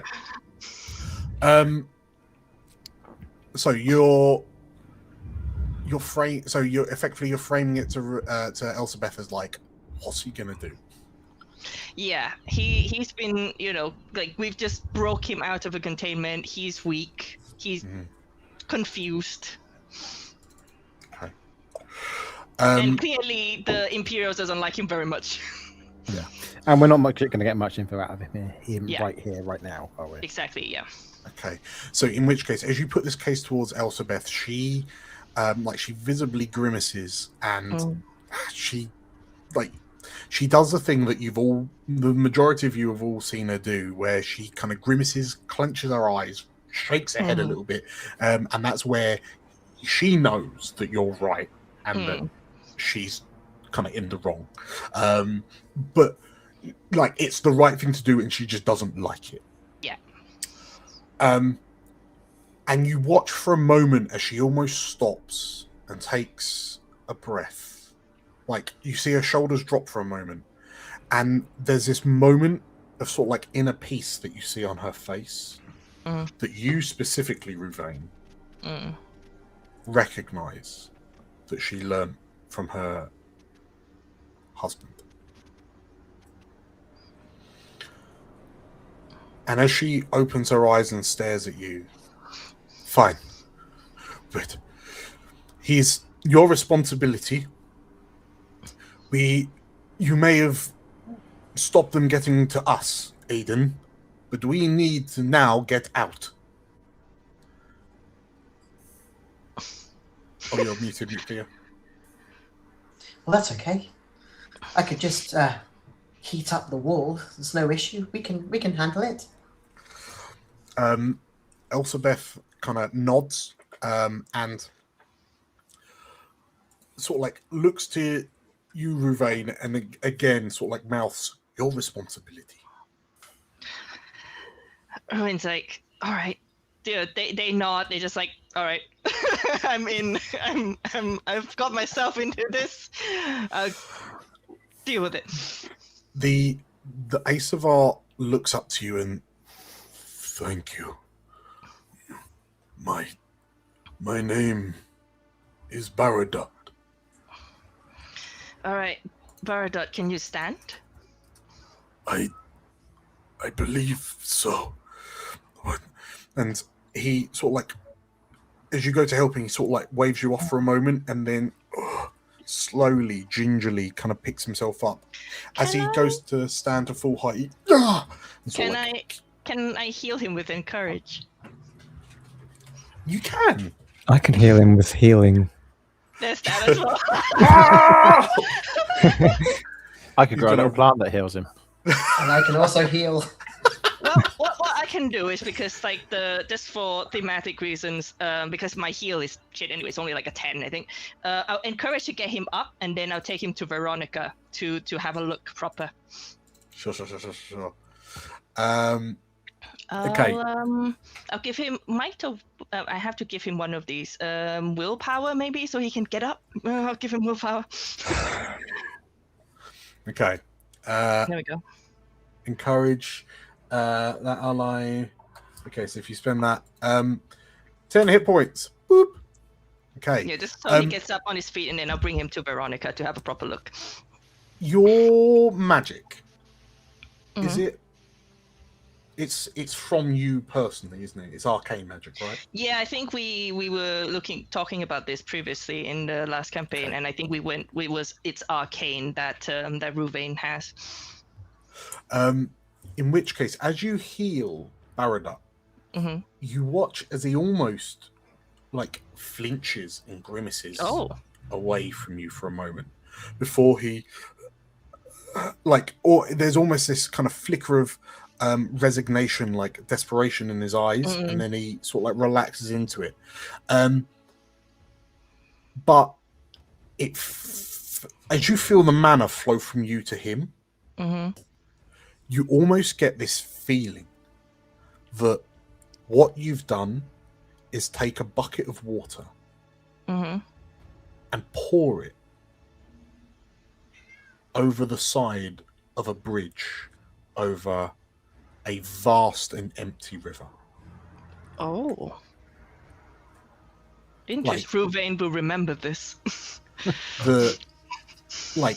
And the Baradot opens his eyes and, thank you, he says. And with that, he's able to kind of straighten a bit more. He's still sort of limping, still holding his side. But yeah, he is looks mobile at the very least. Okay, yeah. Veronika, do you want to step in and do some heals as well? Yes. Does he look wounded, or is it when you said he's weak? Like, is that like status condition weak? Would it help to? It looks like he has very low hit points. Sure. He is certainly in crisis. Then I will sit him down next to me and throw up a heal. Okay. I will sheath Sliver and draw Heria as a sort of white healing energy from Yara's divine magic. And as you imbue this healing into Baradar, Ruvaen, you notice that unlike with you, he doesn't flinch away from Veronika's healing. Oh. And in fact, he sort of like turns his head to you, and like his eyebrows raise in an almost kind of sympathetic thank you look. And then he just wordlessly smiles and slowly nods at you, Veronika. Yes, we're the good guys. Where are we? We are. Actually, no fucking idea. We are in the We're middle. at the Arbudan Plains. Yes. Kalathar. We are in the middle of an ice plain, but soon we will be leaving here, as this is not safe. This place, it is the Empyrials, yes? It is, yes. That's why we need to leave. Are you okay to walk now? I believe so. Please lead the way. I will follow. Right. Dan, Yes. 2 questions. Yes. Does he have an accent? He has what appears to be a very local accent. Excellent. When you Dan's say very faux Pan-Asian accent. Oh, okay, there we go. I was gonna say, what do you mean local? Yeah. Second question. Sounds like a Kalathari accent. Fair. The really bright green eyes. Yes. Would Portia have an idea what that signifies? Is it something that she might have read about? Give me a insight. If you're Ooh. doing a thinky think. I am doing a thinky thing. I'm not sure how I feel about your reaction, to be honest with you. That was almost a little bit too happy. Went seal mode. Oh, okay. 17. There is. The eyes have only gotten brighter since Veronika healed him.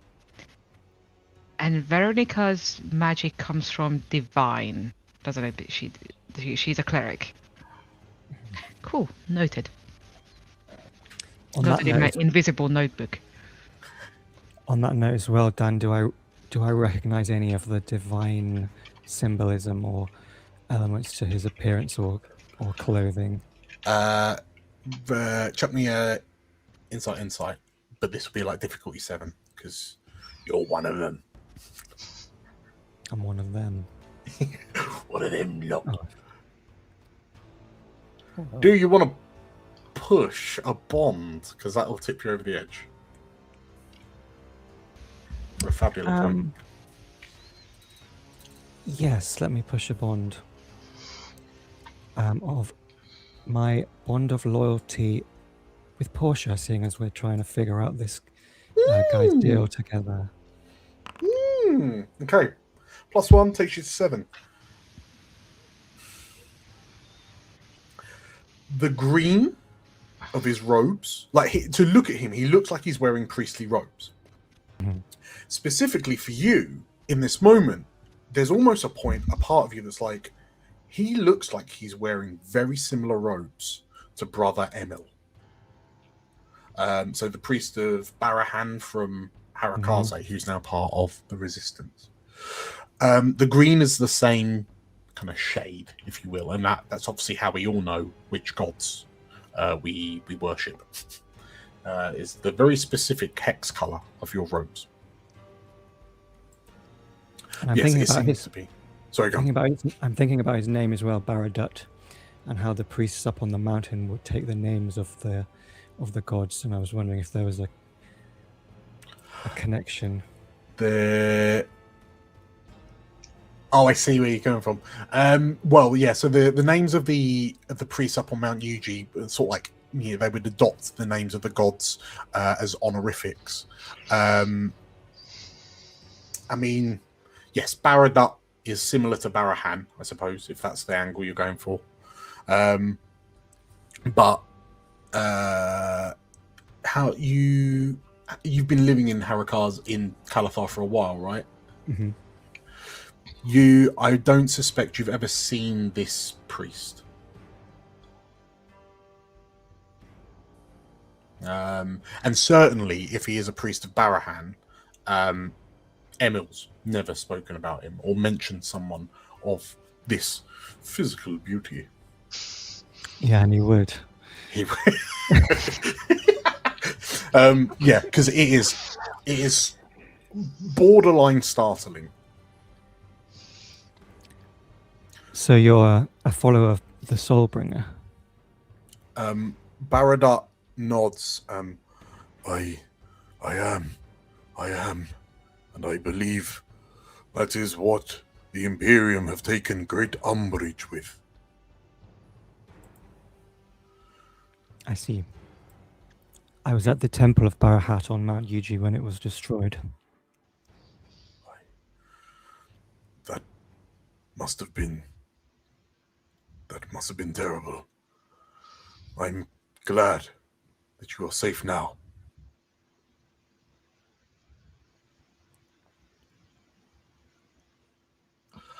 Well, not right now. Perhaps we should get back to our vehicle. Yes. I apologize. I do not know. I do not have my bearings in this place. My memory is somewhat foggy and hazy. The best I can do is follow you, he says to the 6 of you. Well, 5 of you. Elspeth has nothing to do with this conversation. I think at this point, Ruvaen is probably already, prepared to leave with everybody, and just kind of having a look out to make sure that there are not any Imperials coming our way. Okay. As they're looking at the way out, scouting the way out. Yes. Okay, so in which case, so there's nothing on the way between you and basically where Aiden put up that ice wall. It seems to well and truly have held. So with that in mind, the screen may go a bit funny for a moment. Apologies. I feel like Ruvaen and Aiden and just kind of completely iced everybody. Yeah. On the way in. So the 7 of you, Baradut included, as you begin making your way back out of this sort of like dungeon in the basement of the in the catacombs of this keep. You find yourself on the other side of the ice wall that you conjured, Aiden. You can see that there are more Imperials on the other side of the wall, and they are they look like they're almost able to get, like they're almost through. They're effectively like hacking and smashing at it to try and physically break it down. But you have the moment before they go through to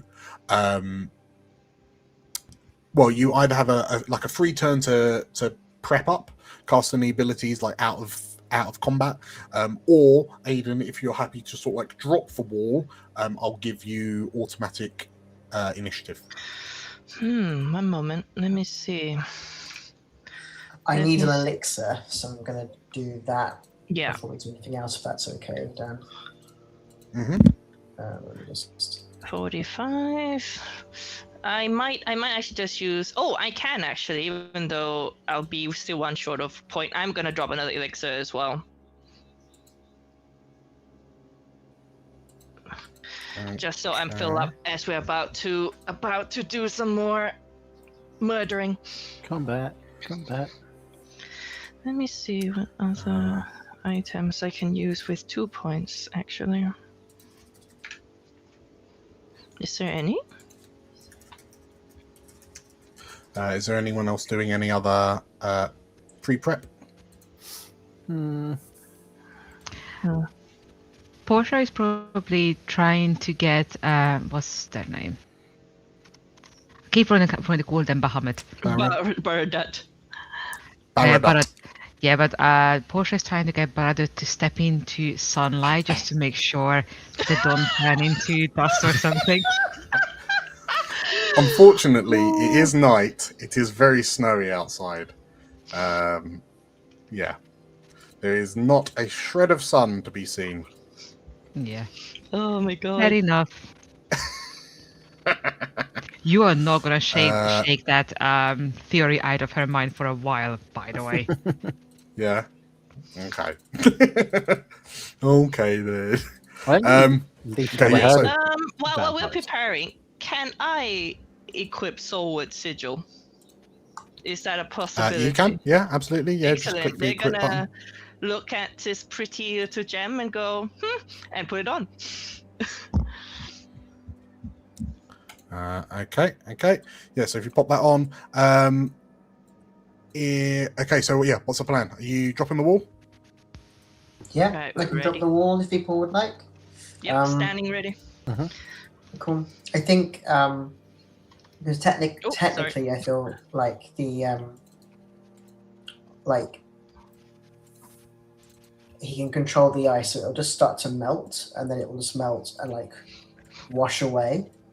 And then he'll stand back, get ready to take on everyone. So yeah, so the ice wall just suddenly like basically collapse in the wall of very cold water, and just probably on purpose on the guards to get them all wet, so that when they do get even colder, it's even worse. But they are now covered in cold water, narratively speaking. Cool. Amazing. Ready. Okay, so They're nice water. so these guys, there's 6. Boop. Okay, so as this ice wall sort of like melts down, presumably aided by the flames of Vesta, as the water sort of like rushes away from you down this corridor, it kind of rains over the gathered infantry, like the gathered soldiers that have mustered in front of you. And in this moment, you notice what appeared to be, let me move it to this one, you spy a number, like 3 soldiers, 2 infantry with swords and shields, and 1 what appears to be a mage. As they sort of like hack and splutter as the water kind of rushes over them, as you, the 6 of you, prepare to drop down into sort of like defensive positions, you hear this clanking come from the far end of the corridor, and the mage at the back of this Imperial group turns and looks over her shoulder. This Wolfgang woman peers over her shoulder, and it's this high. It's almost this high-pitched clanking. Who has visited the streets of Avermore? Ruvaen has. Okay. Ruvaen, in this moment, it sounds almost like the ludicrously tall, high-heeled shoes that you see some of the Avermore noblettes wearing. It's that an almost like a high metallic tink, tink, tink. And from around the corner strides a 10-foot tall silver behemoth. Emerging from its sides are 3 sets of what could be charitably described as arms, but they are in fact writhing chains tipped with like two-pronged metal like hands with what appear to be like mana crystals in between them. As it sort of like lumbers towards you, its leering skull-like face sort of like analyzing the group of you. The arms move into a set formation, and what appears to be a very light blue silvery curved shield appears around the three sets of chain-like arms. And as this jailer vessel arrives on the scene, who's leading the initiative roll?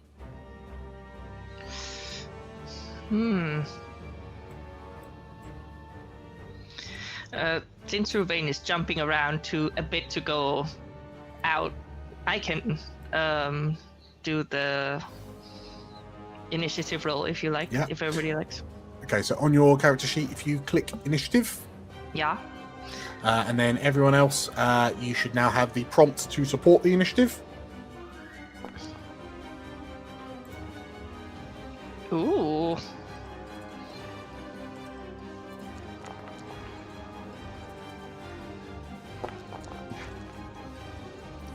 Okay, we've got a 12, we've got a success, we've got a fail, we've got a fail. Oh my god. We've got a fail. Zero. -3? And Dex and Insight, eh? Is that everybody?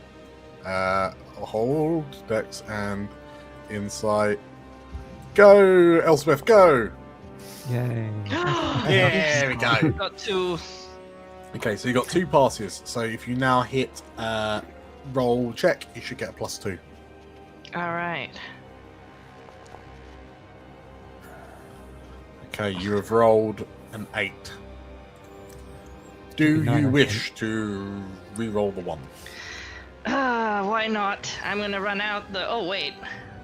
No, it has to be trade to re-roll because my bond is only +1 with everybody at the moment.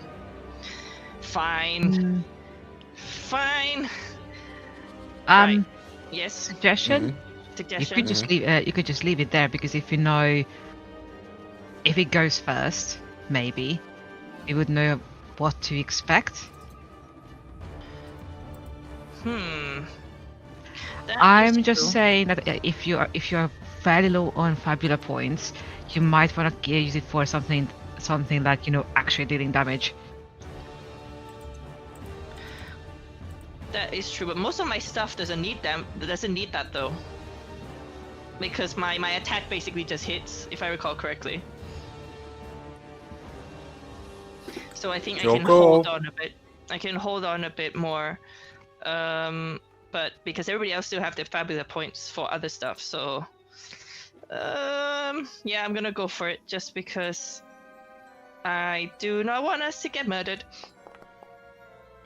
That's better. Okay, 14.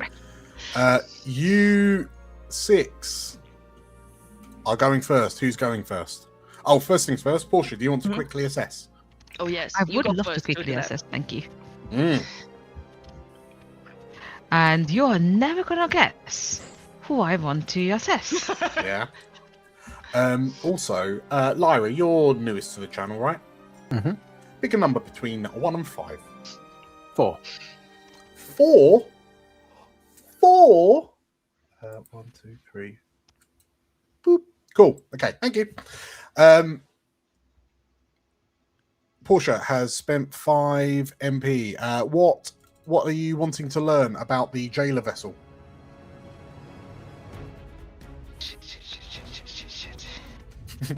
I am. How screwed are we? Yeah. I could learn about one of the traits, but at the same time, You could learn about damage. Yeah, I'm kind of affected want to by know ice. Yeah, that's exactly what I'm thinking. Are you wanting to find out about ice? Yeah, tell me about his ice affinity. It is normal. Well, so you guys can deal damage to it. Good to know. Portia, in front of you, you know that this is a vessel. This is a metal and silver golem piloted by the soul of some Empyrial of some importance. This is effectively the shell of a soldier that is fighting beyond the veil of death. So they may continue to fight for the glory of the Empyrium. However, I can't imagine that you've ever seen a vessel look like this.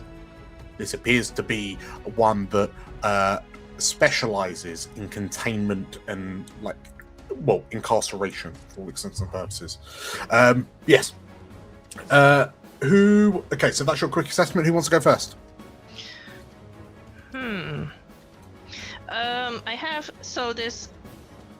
I have all my MP back up, so I can do an attack and do the damage thing again if everybody wants. So it means everybody gets bigger damage when it's your turn to hit. Do you want that? Okay. Alright, go, so Ruvaen, go. ice is normal, so I'm gonna test it, and I'm gonna try light instead this time. Let's see. Let's try radiance this time. And it's gonna be a frantic one if we're attacking, so I can use resonance. And I'm gonna go for high volume. Right, let's see. We're trying. You know what? To save up on no, it's all of them, because even if I don't hit very hard, everybody else can after the fact. So right, start singing. Okay, so you're doing every enemy? Yeah, it's because I'm gonna resonance them. Okay. So the first infantry, the drunk infantry at the top, Lorivar, suffers 20 hit points. The little sprite, the silly infantry sprite down the bottom, suffers 20 damage. The cheerful mage at the back suffers 20 damage. Yeah. The jailer vessel Yes! suffers 40 damage as it appears to be vulnerable to light. Yes! Alright, my test has been a success, and I'm going to go for damage this time for resonance, so people can hit everybody harder. Okay. So let me apply damage resonance to them all. So you should now all start doing extra damage to these individuals. Very good start, Ruvaen. We're going to kick things off with the vessel. The vessel is going to kind of lumber towards you, and Portia, perhaps it notices something about you, something familiar. 13 versus defense. That is 17 damage, and you are dazed as this thing kind of tumbles towards you, and then the 6 chains kind of pierce into you and sort of like knock you about a little bit. I think I'm in crisis. You are in crisis. You are in crisis indeed. Interesting. That is its turn. Who's going next? I'd like to go. Go, Veronika, go. I'm going to throw a barrier up for Portia, Leif, and Aiden. Okay, I can select those for you. Apply barrier. Boop, boop, boop. Okay, the 3 of you are now barriered. So your defense will now count as 12, if it's not already that high. Amazing. Thank you, Veronika. We're going to switch over to the mage. The mage at the back of the group is an air mage. So she's going to target. Tell you what, let me do this just in case. I'm so sorry, Portia. You've been targeted by an arrow bolt. It's this blast of wind. You fucking... That's a crit as well. Oh. Wow. Okay. Fun. Traitor! Okay, you take 13 air damage. And Okay. And you know what? Within reason, I shall decide what to do next. Okay, before you do that, I do want to use Yes. adaptation. After you lose hit points due to damage, if the damage had a type other than physical. Oh no, I can't do it because you live. Ignore me. I need a little bit more HP. Okay. What would it knock you out or something if you did it? No, basically I would gain resistance to that damage. Oh, I see. Yeah. Okay. As this kind of blast of air is loud enough that it kind of shakes the walls, and that there's a few moments where your ears are ringing, and as the tinnitus subsides, there is then a as this horn bellows through the facility, and it would appear that the alarm has been struck. That's the mage's turn. Who wants to go next? Fuck you, I would like to. I was going to say, would you like to be healed, Portia? Because I can heal you in my turn. Can you heal me after this? I need the crisis mode. Okay, cool. That's fine. Remember, for you, next time, just swear at me.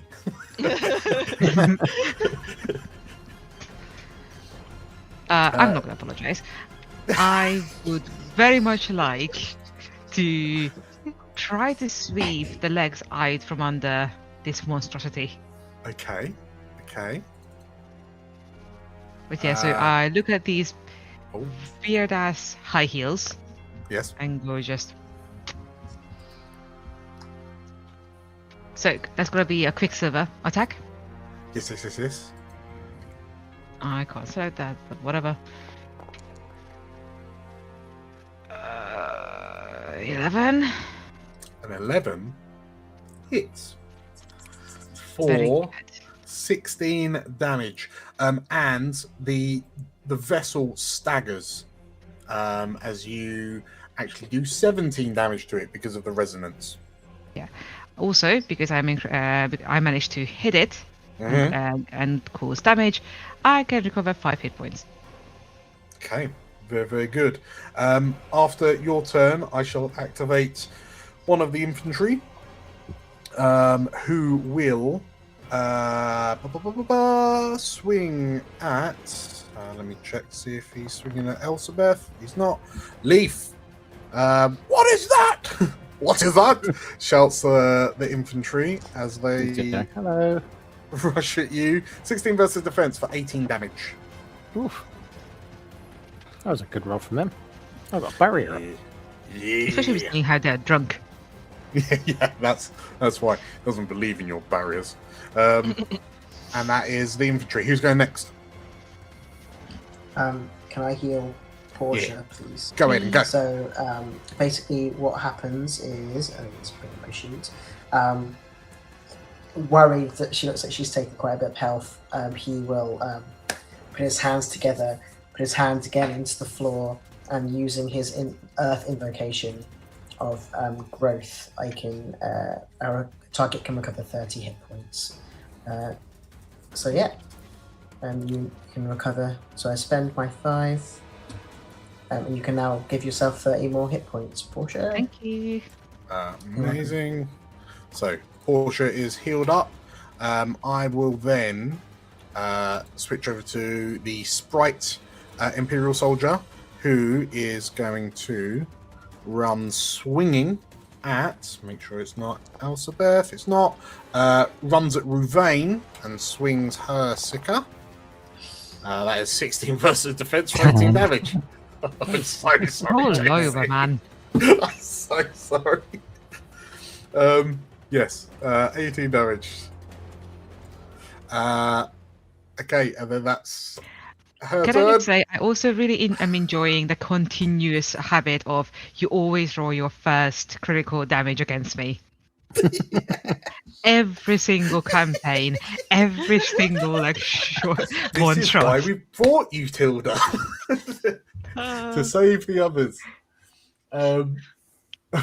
Amazing. Right, who's Who's going next? It's got to be Leif. Oh no, it's not. Yeah, Leif. Go, Leif. Go. Yay, me. So first things first, I'm going to plant a seed in my garden. This time it's going to be a remedy lily. How do I do that? A remedida lily. Remedida. I clicked it twice. Ignore that.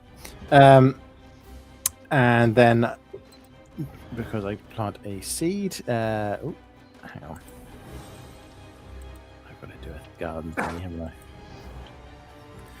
What was the thing I did before? Chloromancy. There we go. That's a bit better. So I'm spending 20 MP to do that. Yes. We have a remedy lily in the garden. And because I can do that and battle gardening at the same time, Yes. I am going to... Oh, no, I can't do that, can I? I'm going to target the one that hit me. Okay. The little sprite here? No. The drunk one? The drunk infantry. Yes. The Lorovar man. So let me do that. Roll battle gardening. Oh, that's a good hit. That's a good hit. Battle gardening for 6 damage. Yeah, but bumps up to 7 because of the resonance. Amazing. So, what does your battle gardening look like? I mean, it is just a sort of a practiced plant the seed, then go whack with a monster stick. Yeah. I will also, because that's the end of my turn, I need to bump up my clock. There's going to be a lot of this in this particular campaign. Oh shit, the clock. So currently, I don't think anyone can benefit from this, but I'm going to post it anyway. Maybe if I post that, anyone's poison slow or weak on my side, they recover, but I don't think you can do that. Not at this time. Not yet. Can I also request that I go first next turn? Okay. Amazing. We will, after you go, Leif, it switches back to the jailer vessel. It would appear to be an elite with 2 activations. Oh no. And it's going to... So it's kind of lumbered at Portia and sort of like whipped you with its chains. And now that it's amongst your kind of ranks, it turns to regard... Let's roll a 6. I do not roll a 6. Portia, it turns to you. You know what? I'm just going to put that there, right there, just for you. Yeah, fair enough. And it's going to attempt to incarcerate you. Now, this is a 10 versus your might. My might? Yes. That does hit. Fuck. Okay. You take 17. Hold on. light- Hold on. There's nothing I can do about it. This is wishful thinking. No. Fine. I don't suppose I can use my quack. Nah, it's at the start. I can answer that for you. No, I can't. Okay. Okay, so yes, that is 17 light damage as it kind of walks up to you and effectively wraps its chains around you.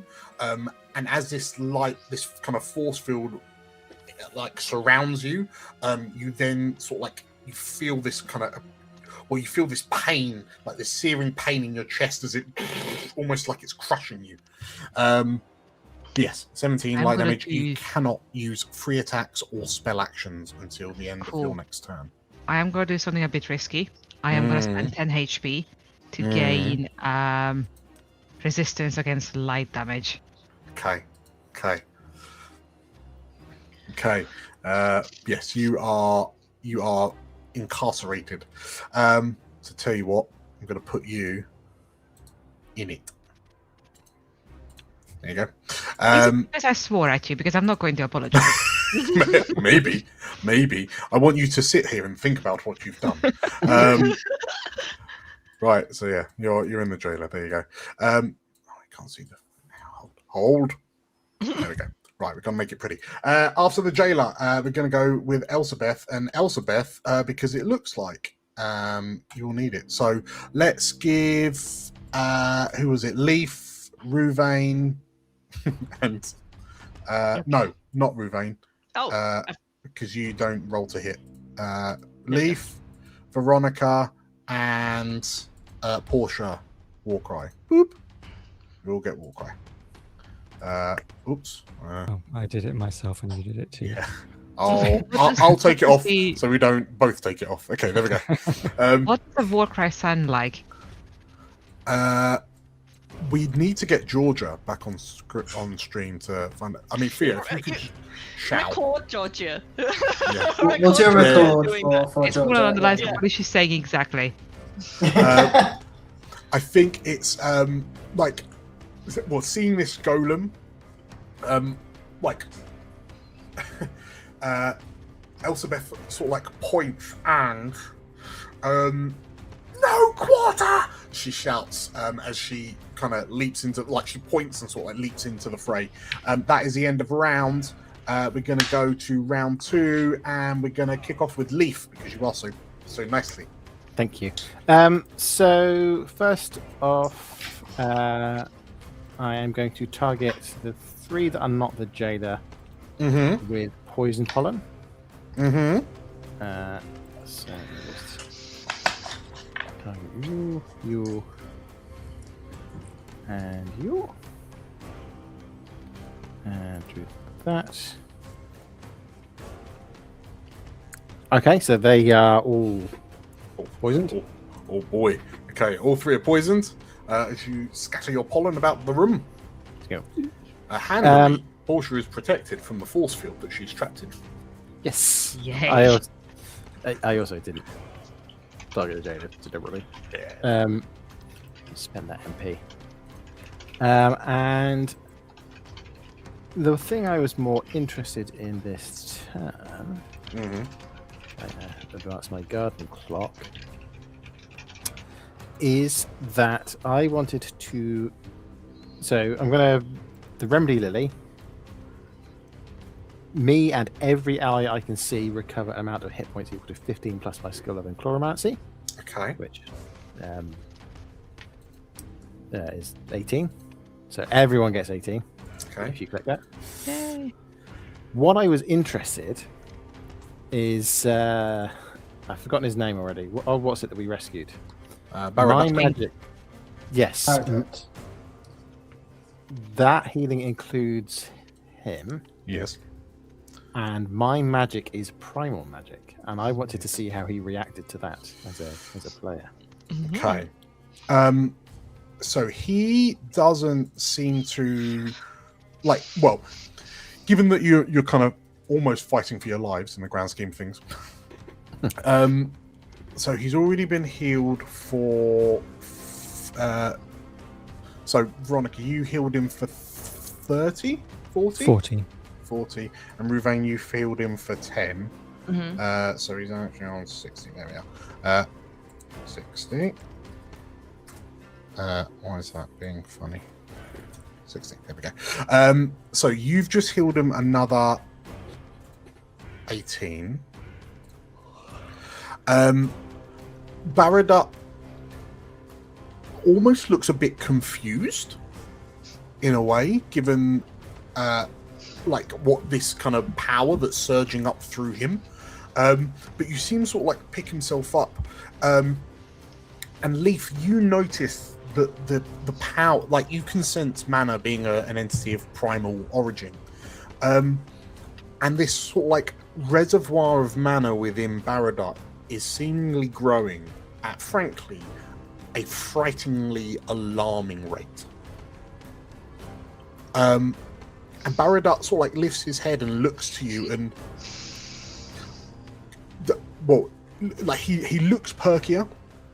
And if any of you can spare some more healing, I think I can help.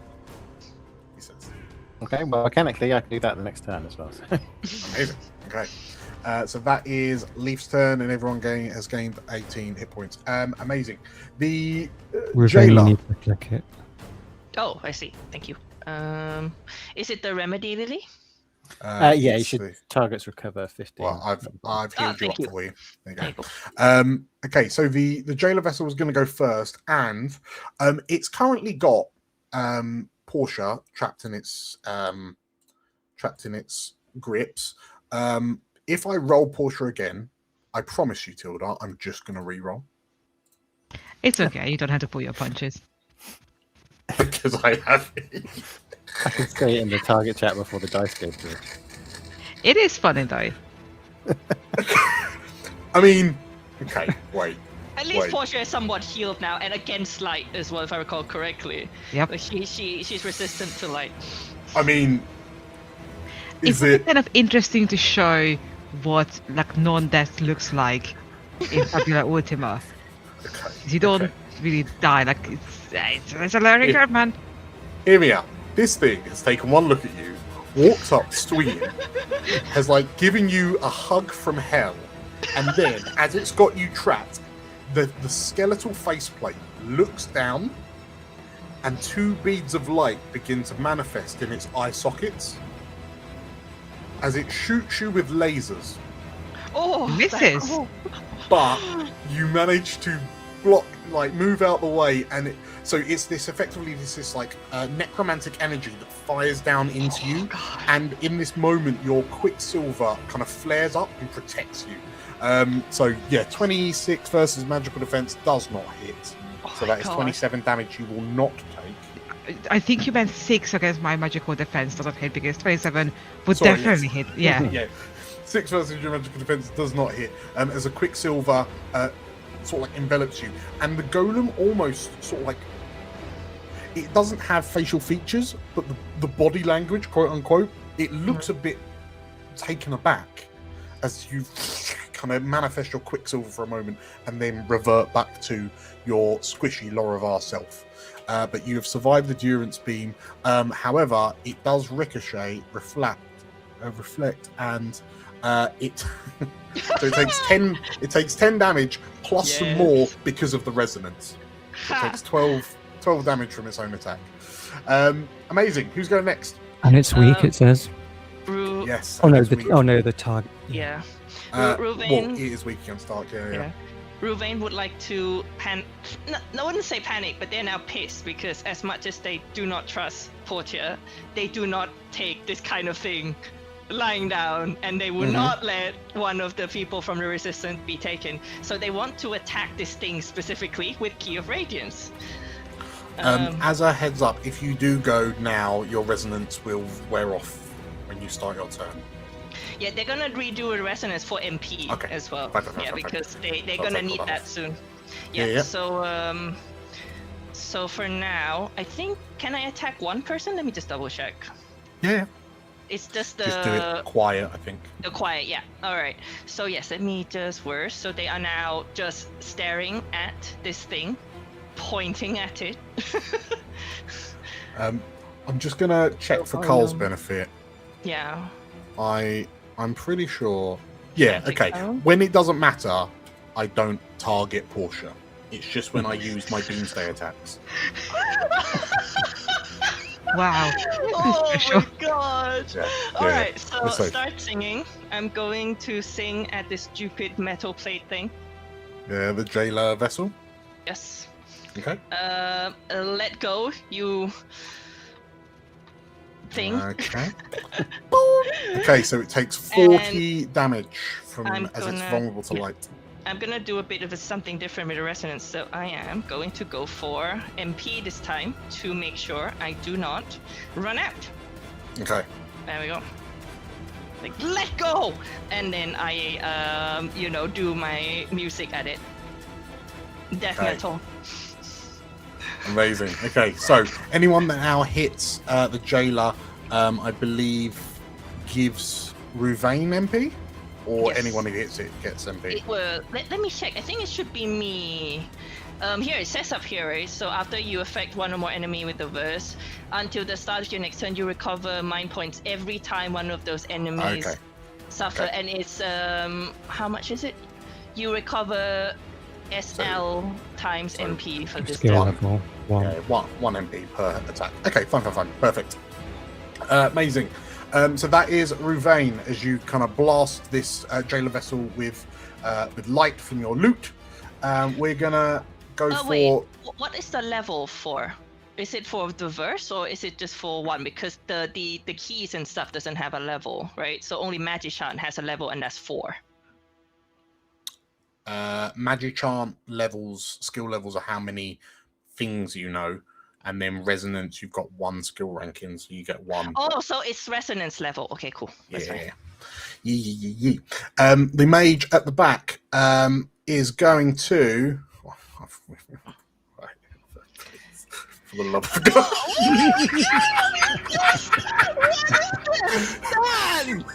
Dan! Come at me, bro. Portia's like, it's writhing in this thing. Portia is probably actually swearing in Empyrium and like, Right, unless I roll a 6, in which case it hits.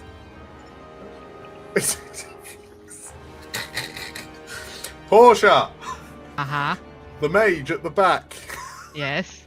Sieg, you. It's actually someone from my school remembers me and rescues me from the School bully. Empress. Sees you, does not like the cut of your jib. Can they even see my fucking jib? I'm covered in like a death trap. Well, she There you attempts to suffocate you. Well, that does hit. But 8 that's a miss, apparently. Yes. Oh yeah, it is. Shit, sorry. I was thinking. So yeah, you are fine. The mage at the back does not suffocate you. Perhaps she feels sorry. Okay, you are good. You are good. Who's going next? Can I try to free myself? Please, for the love of God. You can. Alternatively, if someone can heal me so I can keep taking the hits, Well, I'm I will happy say to be that punching bag. you're not like grabbed per se, so yeah, you're able to just like you're free for all example. You can free attack, you can spell now. Oh, thank you. Oh no, it's until the end of your turn, isn't it? So you can't free attack or spell until the end of your turn, in which case you will automatically be freed, quote unquote. Not sure if you can feel the weight of my gaze. It's fine, just don't cast a spell. Fine, what kind is a spell? Nothing, because you've got no spells. So you can use all your features. It's grabbed you, thinking you're a mage, but you have stabby hands, so... I do have stabby hands. Actually, like, can you describe to me how I get free? Well, not me, Portia, but you know what I mean. Well, okay, so as I say, it's effectively kind of creating this tube of light around you, like this cylindrical light force field. It seems to be kind of held in place by these kind of chain arms.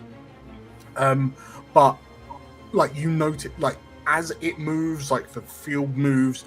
So effectively, like if you just want to kick and hack, like these force fields are similar to what Veronika is casting with barrier. So you are able to, for example, stab through them for all intents and purposes. So I will caveat that the incast rate is more narrative rather than mechanical.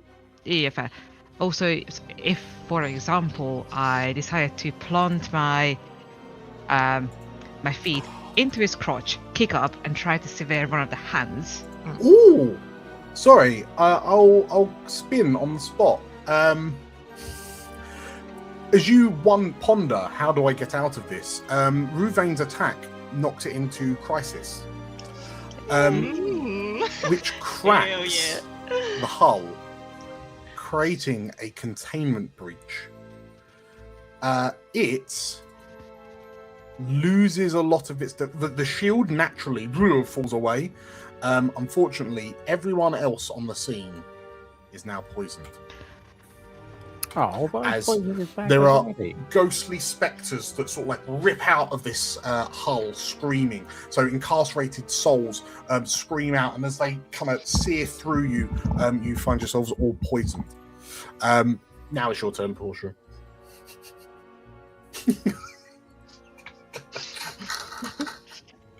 I might need a new 5th player after this session. Fine. Oh my god, yeah, I am gonna stab it. Okay. I am gonna walk back Yeah. and actually try to use a firearm. Yeah. Sure. Sure.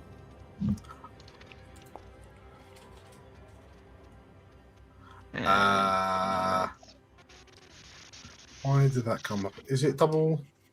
What is your Quicksilver Strike normally? Is it Dex? I didn't think it was Dex. Dex might.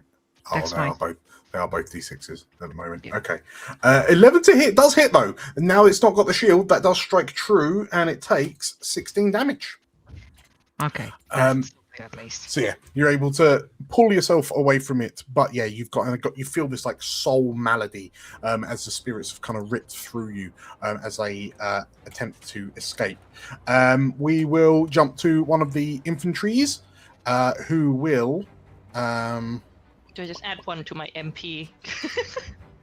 Shall we Leif. just do? I thought you were about to say, shall we just target me? Actually, Yep. no, it attacks Elsabeth.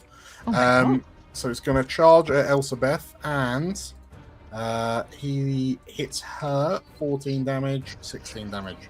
What says mine?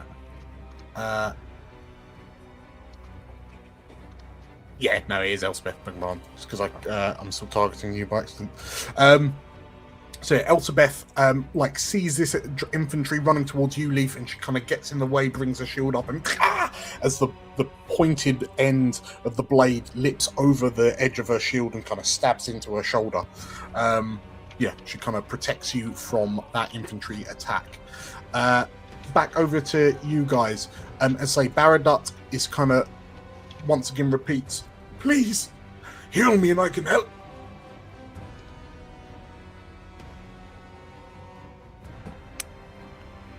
Veronika, Aiden, or Veronika or Aiden? I mean, I can heal again. Well, it only cost me 5 mind points to do that. I just can't do anything else in my turn. So I haven't been able to attack at all yet. But I'm happy to heal if you want, and then Veronika can attack.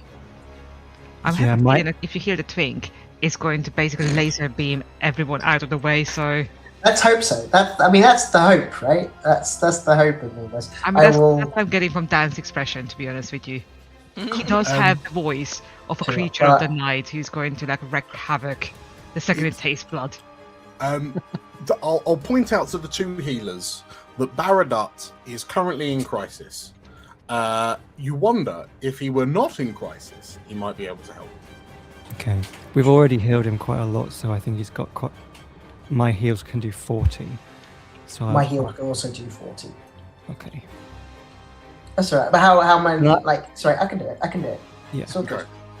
I'll Go, do Aiden, that. go. So yeah, Aiden, I think like seeing what Leif did earlier, knowing about the healing, hearing everything, he will again use growth with his earth magics, and then he will force his hands into the ground, and it will trail towards Baradot, and he will be kind of illuminated by a healing green light. Okay. And as this kind of earth mana pulses up into Baradut, you see him sort of he twists slightly, and then he seems he's close. He's close to being out of crisis. That is Aiden's turn. The sprite infantry is going to charge at see Aiden, unless Elsabeth's getting in the way. No. So Aiden, seeing you do a magic, this other sprite charges you and hits you for 18 versus your defense for 19 Yeah, that damage. hits. Okay. Mhm. Yeah, you take 19 damage. and then we pass over to Veronika. I think I'm just going to use the sliver sword to attack this guy with the shield. Mm-hmm. Mm-hmm. The Laravar up top or the sprite down the bottom? The drunk guy. The drunk infantry. Okay, very good. So that's 13 versus his magical defense. That cleaves through his armor and deals him 33 damage, which KOs him for his vulnerability. As I cut through the visor on his helmet, I smell the alcohol on his breath, and I say, "You're drunk. Go home."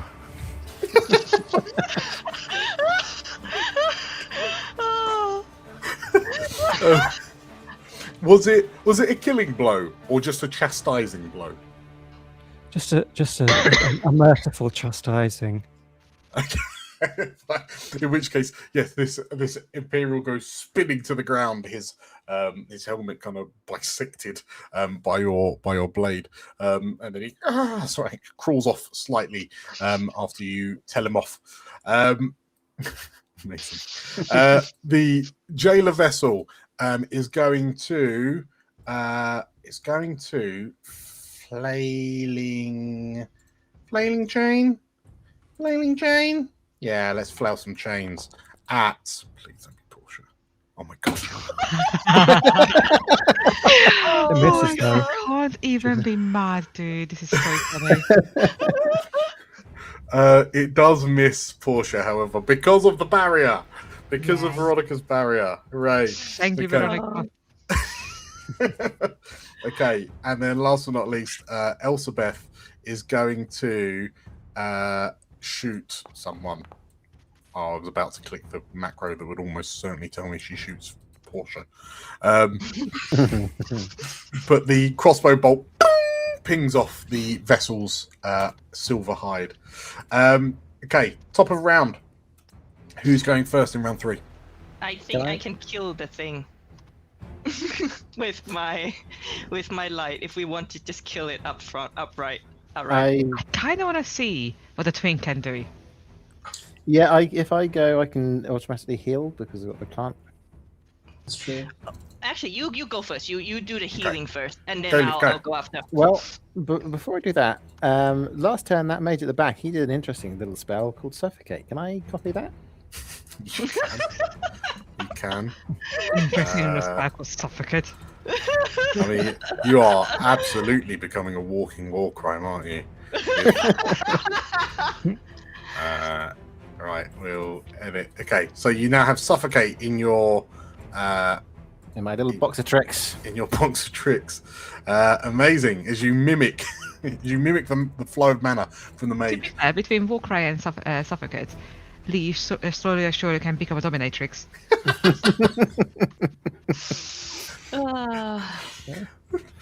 Okay. And I am going to cast that spell right back on it. The Cheerful Mage? Yeah, the Cheerful Mage. Okay. I don't know if she'll be cheerful for much longer. There we go. Yeah. 12 versus magic defense is a hit. Yeah. So Vengeance. damage. I spend my MP. Oh, but she appears to be immune.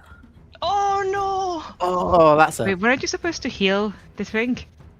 Yeah, and it's, Wasn't that the point of Yeah. going first? As you literally blast this air mana back, the aerosurge kind of dispels it. And Portia, you hear this mage kind of turn, and that plant used my spell. That plant. That fucking tree. I mean, it's not inaccurate. I do think they get dazed, don't they? Even though they're immune to the damage. And suffers daze. Yes. Whoop. There we go. Well, not for nothing. So, Well, she's more confused than dazed because Yeah, that yeah. tree cast her spell back at her. Cast her spell back at her. Yeah. Not a spell. I'm going to advance my garden, and now we can send out healing to absolutely everybody in the field. Can we just Okay. click on it right now? Yeah, click on it right now. Not that. Okay, Baradot is as close to the crisis line as you can get while still Wait, being in crisis. Don't Remedy Lily can do poison? Remove poison? Only on the first. I see. Yeah. Okay. Gonna have to read Okay, so that is Leif's turn. The jailer vessel is going to just flailing chain someone. It's not got a shield anymore, so it's going to swing at Aiden, unless it's swinging at Aiden. 13 versus defense. Are you on mute? It hits. It hits. So you take 16 damage, and you are dazed as this thing kind of rattles over you and kind of whips at you with the chain arms. Who's going next? Now not I'm going to. Not to snitch on the party, but doesn't get multi because it's in crisis. Oh, thank you very much. Thank you very much. I mean, it's going to hit Ooh. Portia, isn't it?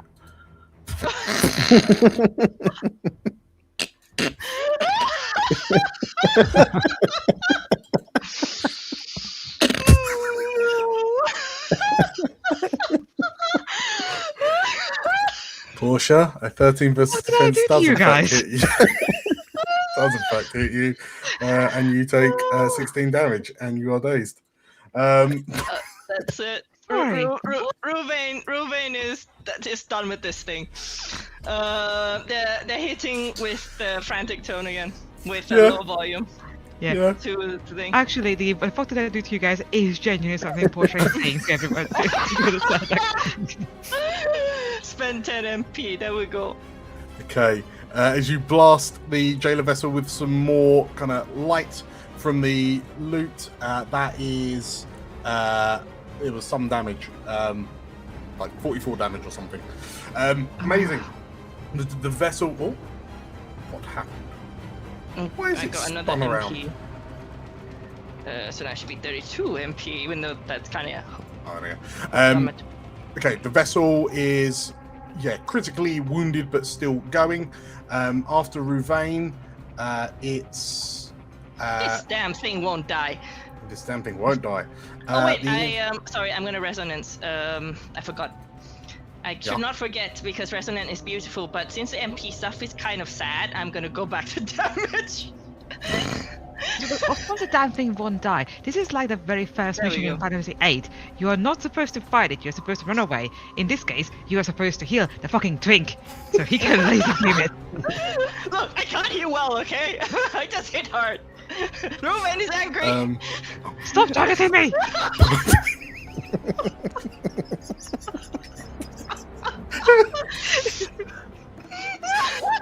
I feel like Plus Portia sign, is just plus- shouting this at this point, like, it's not even from Tilda anymore, it's Portia just being like, what's wrong with you all? Oh my god. Fortunately, Veronica's barrier protects you, as it was only 11 versus defense. Number. Who's going next? Someone please heal Baradot. It's gonna be a narrative That's what thing. I've been saying. Go, Veronica, go. Oh my god. Okay, 40 hit But yeah, points. I am contacting HR after this. Who's taking Nate? Nate. You want to talk about it later? Okay. Veronica, talk me through this heal. Like, what does it look like? Does it look normal? Does it look special? So she has Herdia, her holy sword sheathed, but from the sheath you see a glowing white stars start to emanate as the healing magic surrounds Baradut. Okay. And as you kind of pour this divine mana into Baradat, you watch as he sort of like almost straightens almost fully, and then his head rocks back, and then his eyes open, and his kind of burning green eyes are glowing brighter than you've ever seen them. And as he lowers his head back down and, "Thank you, mortals," he says. And there is a moment where it feels like the air in your lungs is pulled from your chests as you are enveloped with this searing white light. And Laser beam, bitches. as the light in your eyes fades away, you feel something incredibly large, sort of like in like this presence, this incredibly kind of imposing presence, begin to manifest from from the spot where you know that Baradat once was a moment ago. And as the light from your eyes fades and you're able to see again, you hear this monstrous roar, this unearthly roar. There is the sound of panicked cries and the sounds of screeching metal tearing, as something large swings over your heads and strikes at the Imperials. And as you kind of blink to get your visions back, you hear a crash, like a loud crash through the wall to your left. And this kind of this immediate wash of cold air billows over you. And as you peer up to what's causing this, like trying to figure out what Baradat is doing, there is a second roar. And your vision clears to see a fully formed dragon spawn, a child of the dragons, an angelic figure of Elsewhere. And Baradat, the 3 rings around his neck now glowing in his draconic form, roars as he kind of breaks through the wall out of this keep, and looking down, like you see that the jailer vessel has been sheared in 2. The mage and the remaining Imperial soldier are just running for their lives down the corridor, and Baradat looks to you and, "This way, mortals!" He bellows, and his voice rumbles the ground under your feet. The rings around his neck begin to rotate, carrying these 3 kind of teardrop-like crystalline shapes. "Hurry now!" he bellows. Well, Ruvaen's not gonna wait. There's a dragon telling them to move. They're gonna move. They gotta go. They gotta go. Yeah. Sweet, let's go that way. And as you kind of jump out of the hole, the breach made by Baradat, as the rings around his neck begins to spin faster and faster, this glow begins to emanate in his throat as he pulls his head back and fires an emerald green beam into the keep and begins carving through the walls of the keep. You can hear the sounds of rubble disintegrating under this divine blast. You can hear the structures buckling under their own weight, with no longer held up by foundations. And as this dragon spawn just moves its head side to side in a methodical manner, eradicating this base, you are privy to this display of vengeful destruction. As the dust begins to settle and the rings around his neck begin to slow, Baradot turns his long serpentine head towards you, and with a flap of his wings, he lowers himself. He begins lowering down to the ground. At this up close, you can see that he has 2 front arms but no back legs. There are 2 tail-like tendrils where his legs might be, flanking a long serpentine tail with a feathered tip. And as he lands in the snow in front of you, "Thank you. I believe it is time to leave." Yeah? Do we climb on you? As Baradot turns his large head, the draconic head, to look at you, his eyes burning green, there is an ever so slight smile that appears on the corner of his maw, and we will call it there. Hey! Can I have a little post-credits thing? Well, what are you thinking for your post-credit?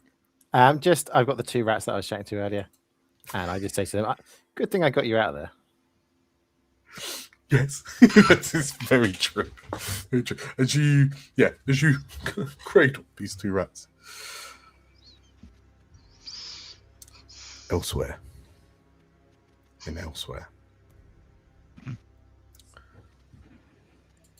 The heat is imposing for the Imperial Mage. The goblin she is accompanying seems more than acclimatized to it, however, and she looks at the back of his head with a slight sneer on her face. As this goblin leads the way through the halls of the subterranean city of Ruma Hironobu. "Let me tell you that the trade nobles of Hironobu are ever so polite in the face of power." And Bill Maud turns his head to look at his Imperial entourage. "And let me tell you, we have a lot of power right now." As Bill stands flanked by an Imperial mage and a looming guardian vessel, 3 figures of 3 ruling trade moguls of Hironobu stand at the top of the steps to the grand halls, and Bill smiles as negotiations begin. Ruvaen, your nemesis has appeared. You gain 1 Fabula point. Yay! And also not yay, because it's Bill. Elsewhere.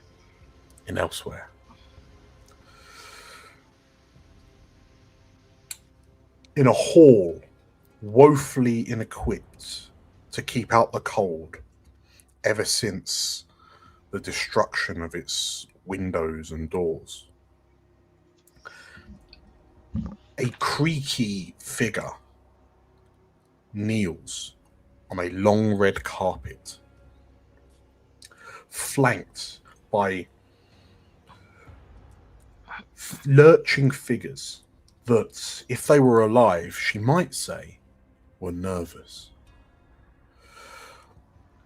As the old Lorvar woman looks up to the floating Pontifex in front of her, Raxa smiles as Pontifex Orican bestows upon her his blessing. "Your achievements are great," the Pontifex says. And Rexa looks up she can't really smile anymore, ever since she took on someone else's jaw that she preferred the look of. But the glint in her 2 stolen eyes say all they need to say. Thank you, my lord. I call them larvae. It's the best thing we could do for the old citizens of this town.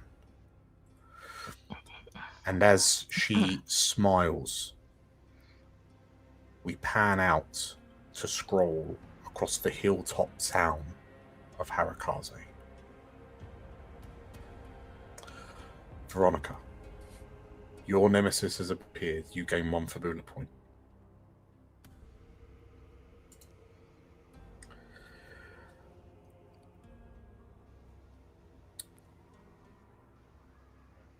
A blinding beam of green light lights up the sky. And if you didn't know any better, it would appear to have been some form of breath attack by one of these accursed dragonkin. A lone figure on a snowy mound adjusts the magnification lenses of his goggles, and confident that his prey lies where trouble is heaviest. The figure shoulders his rifle, gives it a little roll to make sure it's secure, and the colours of the 6th Legion billow in the blizzard and snow as the Imperial Venator continues on his hunt for the traitor. Portia, your nemesis has been revealed. You gain 1 Fabula point.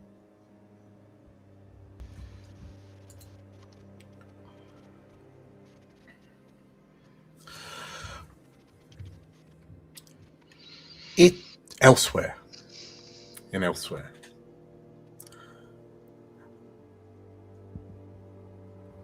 It took some time, but I managed to do it. I managed to break the secrets of these lands. The goblin woman says as she adjusts the glasses, the yellow frame, the yellow glasses on her nose. You would have thought that these demons would be harder to break than this. But no, like everything in this land, weak and feeble, unless trained and broken.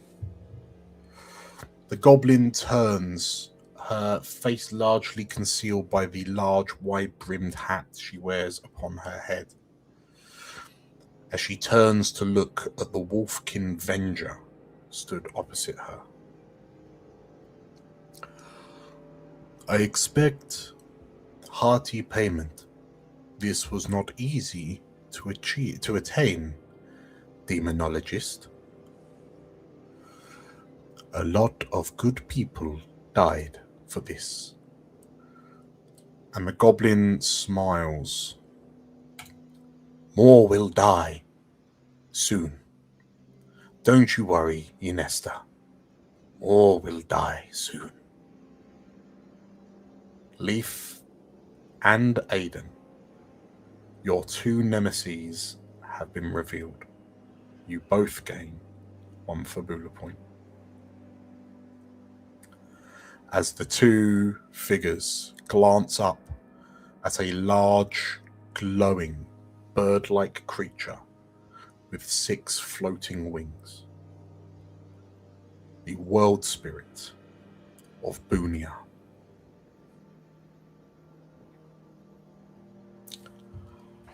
Congratulations, everyone, on completing this bumper episode of episode 1, the first episode of campaign 4. Hooray!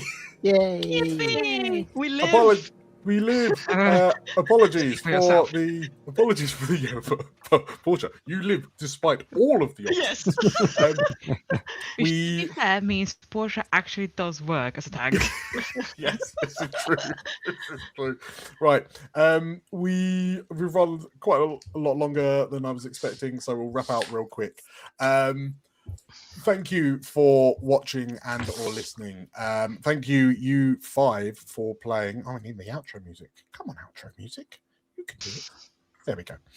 Yes, thank you for watching and listening. Thank you to you 5 for playing. If you are enjoying this, make sure to hit the like button on YouTube, subscribe on YouTube, follow on Twitch, join our Discord. It's free and the link's in the description. If you want to try Fabula Ultima for yourself, we've got a Drive-Thru RPG affiliate link in the description as well. If you really want to support us, we do have a YouTube membership, we have a Patreon, and that gives you access to a little few extra bits and bobs, like early access to our Daggerheart campaign, which is about to finish, but there's going to be more stuff in the future. So, we're going to be back this time next week, Monday, 7:30 p.m, for the next episode, the second of our 20. And I'd love to see you there. Thank you, everyone. Thank you once again. Thank you. We'll see you next week. Bye. Bye. Bye.